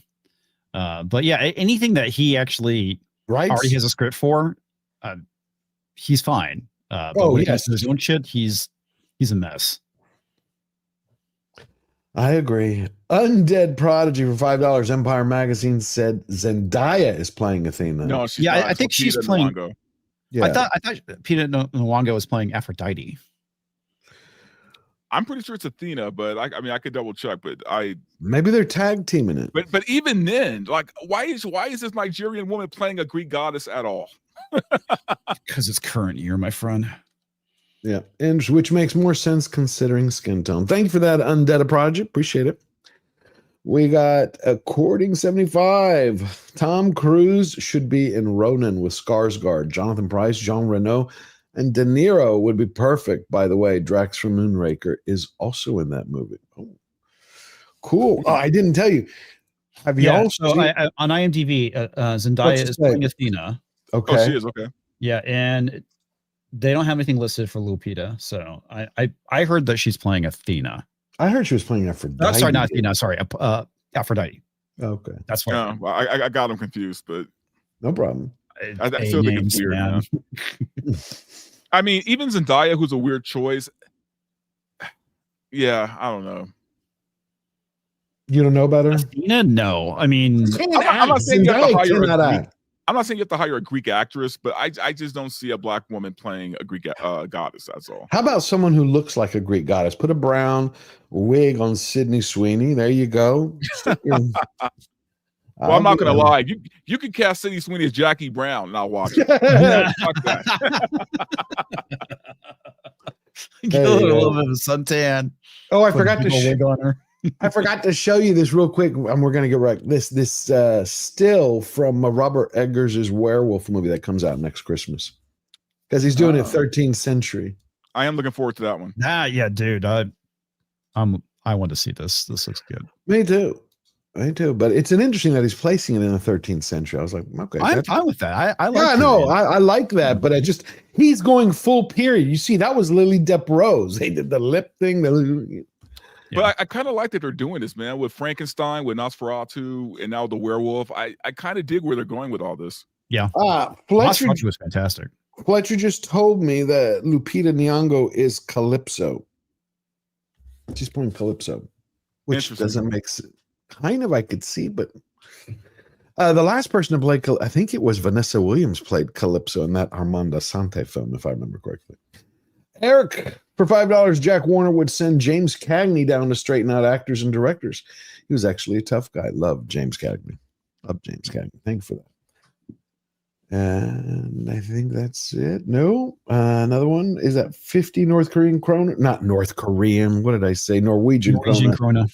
North Korean krona. Thank you. In reference to McConaughey, watch Mud. Excellent film. It's a movie Hollywood doesn't make anymore, as it's about male bonding. The kid in it was just as good. Great movie. Wait a minute. Isn't the kid from Mud the one in Landman? If I'm remembering correctly. I don't know. I don't think I've seen that movie. It's a great movie. I recommend you watch it. Thank you for that. I think that's it. We get them all. We got them all. All righty. After we're done here, please go over to Mr. Brown's Alliance. Say Georgia Giant Slayer sent you over there. You're going to raid over there. But first, we're going to find out what's going on with Comix Division this week. What you up to, my friend? You want to share anything? Well, I'm going to be on Bravo Bulls channel tonight. The bullpen where we talk politics, and of course, my show every Monday and Thursday, and I stream Cyberpunk 2077 on Friday nights when my computer doesn't freeze up in the middle of the game, which happened last Friday. It's like I tried restarting the stream and my computer immediately froze. I'm like, okay, I guess I think my GPU might be overheating. I think I need to add some more fans to my computer. I get you. My camera can't stand anytime I start spitting the truth, it freezes. Well, I know that with the Canons, you have to have the EOS software up and running, because that's I have it, but it screws me over. Yeah, sometimes it'll randomly die and turn my camera off, which is kind of annoying. I'm gonna have to call you then. Maybe you can give me some tips on that. This EOS is crazy. All right, Verbal Riot, what you got coming up this week? Well, I think it's Thanksgiving week, right? So I did have something planned for this Thursday, but I forgot it was Thanksgiving, so I'm going to do it next Thursday. But next Thursday, guys, VRL is back finally. Got all my equipment here. I'm ready to go. So topics, all that good crazy shit. But I will be on Film Threat tomorrow. Film Threat Versus, usual time, 1 p.m. PST. So you can catch me there. You can always catch me with Yellow Flash on Saturday nights. George, I'm not sure if we're doing Wednesday because it's Thanksgiving Eve. You gotta let me know. Yeah, absolutely. Yeah, I'll be there. Yeah, let me know if you can't. Okay, cool. Yeah, we should get together for Slayer Unchained. I might stream on Thursday after I'm done with the family, because there are a lot of people who, they don't have people around them. They don't have family, so we'll get together. So that was wonderful. Thank you, everybody, for your support. Love you all. Go over to Mr. Brown's Alliance and say hello from George. Great man, great show. And I will see you this week on Slayer Unchained. Don't forget to check out my Elon and Rogan video. Should be out tomorrow morning. All righty. See you later. Remember, decisions are made by those who show up to fight. We never back down. We never bend the knee. We just always charge forward. Love you.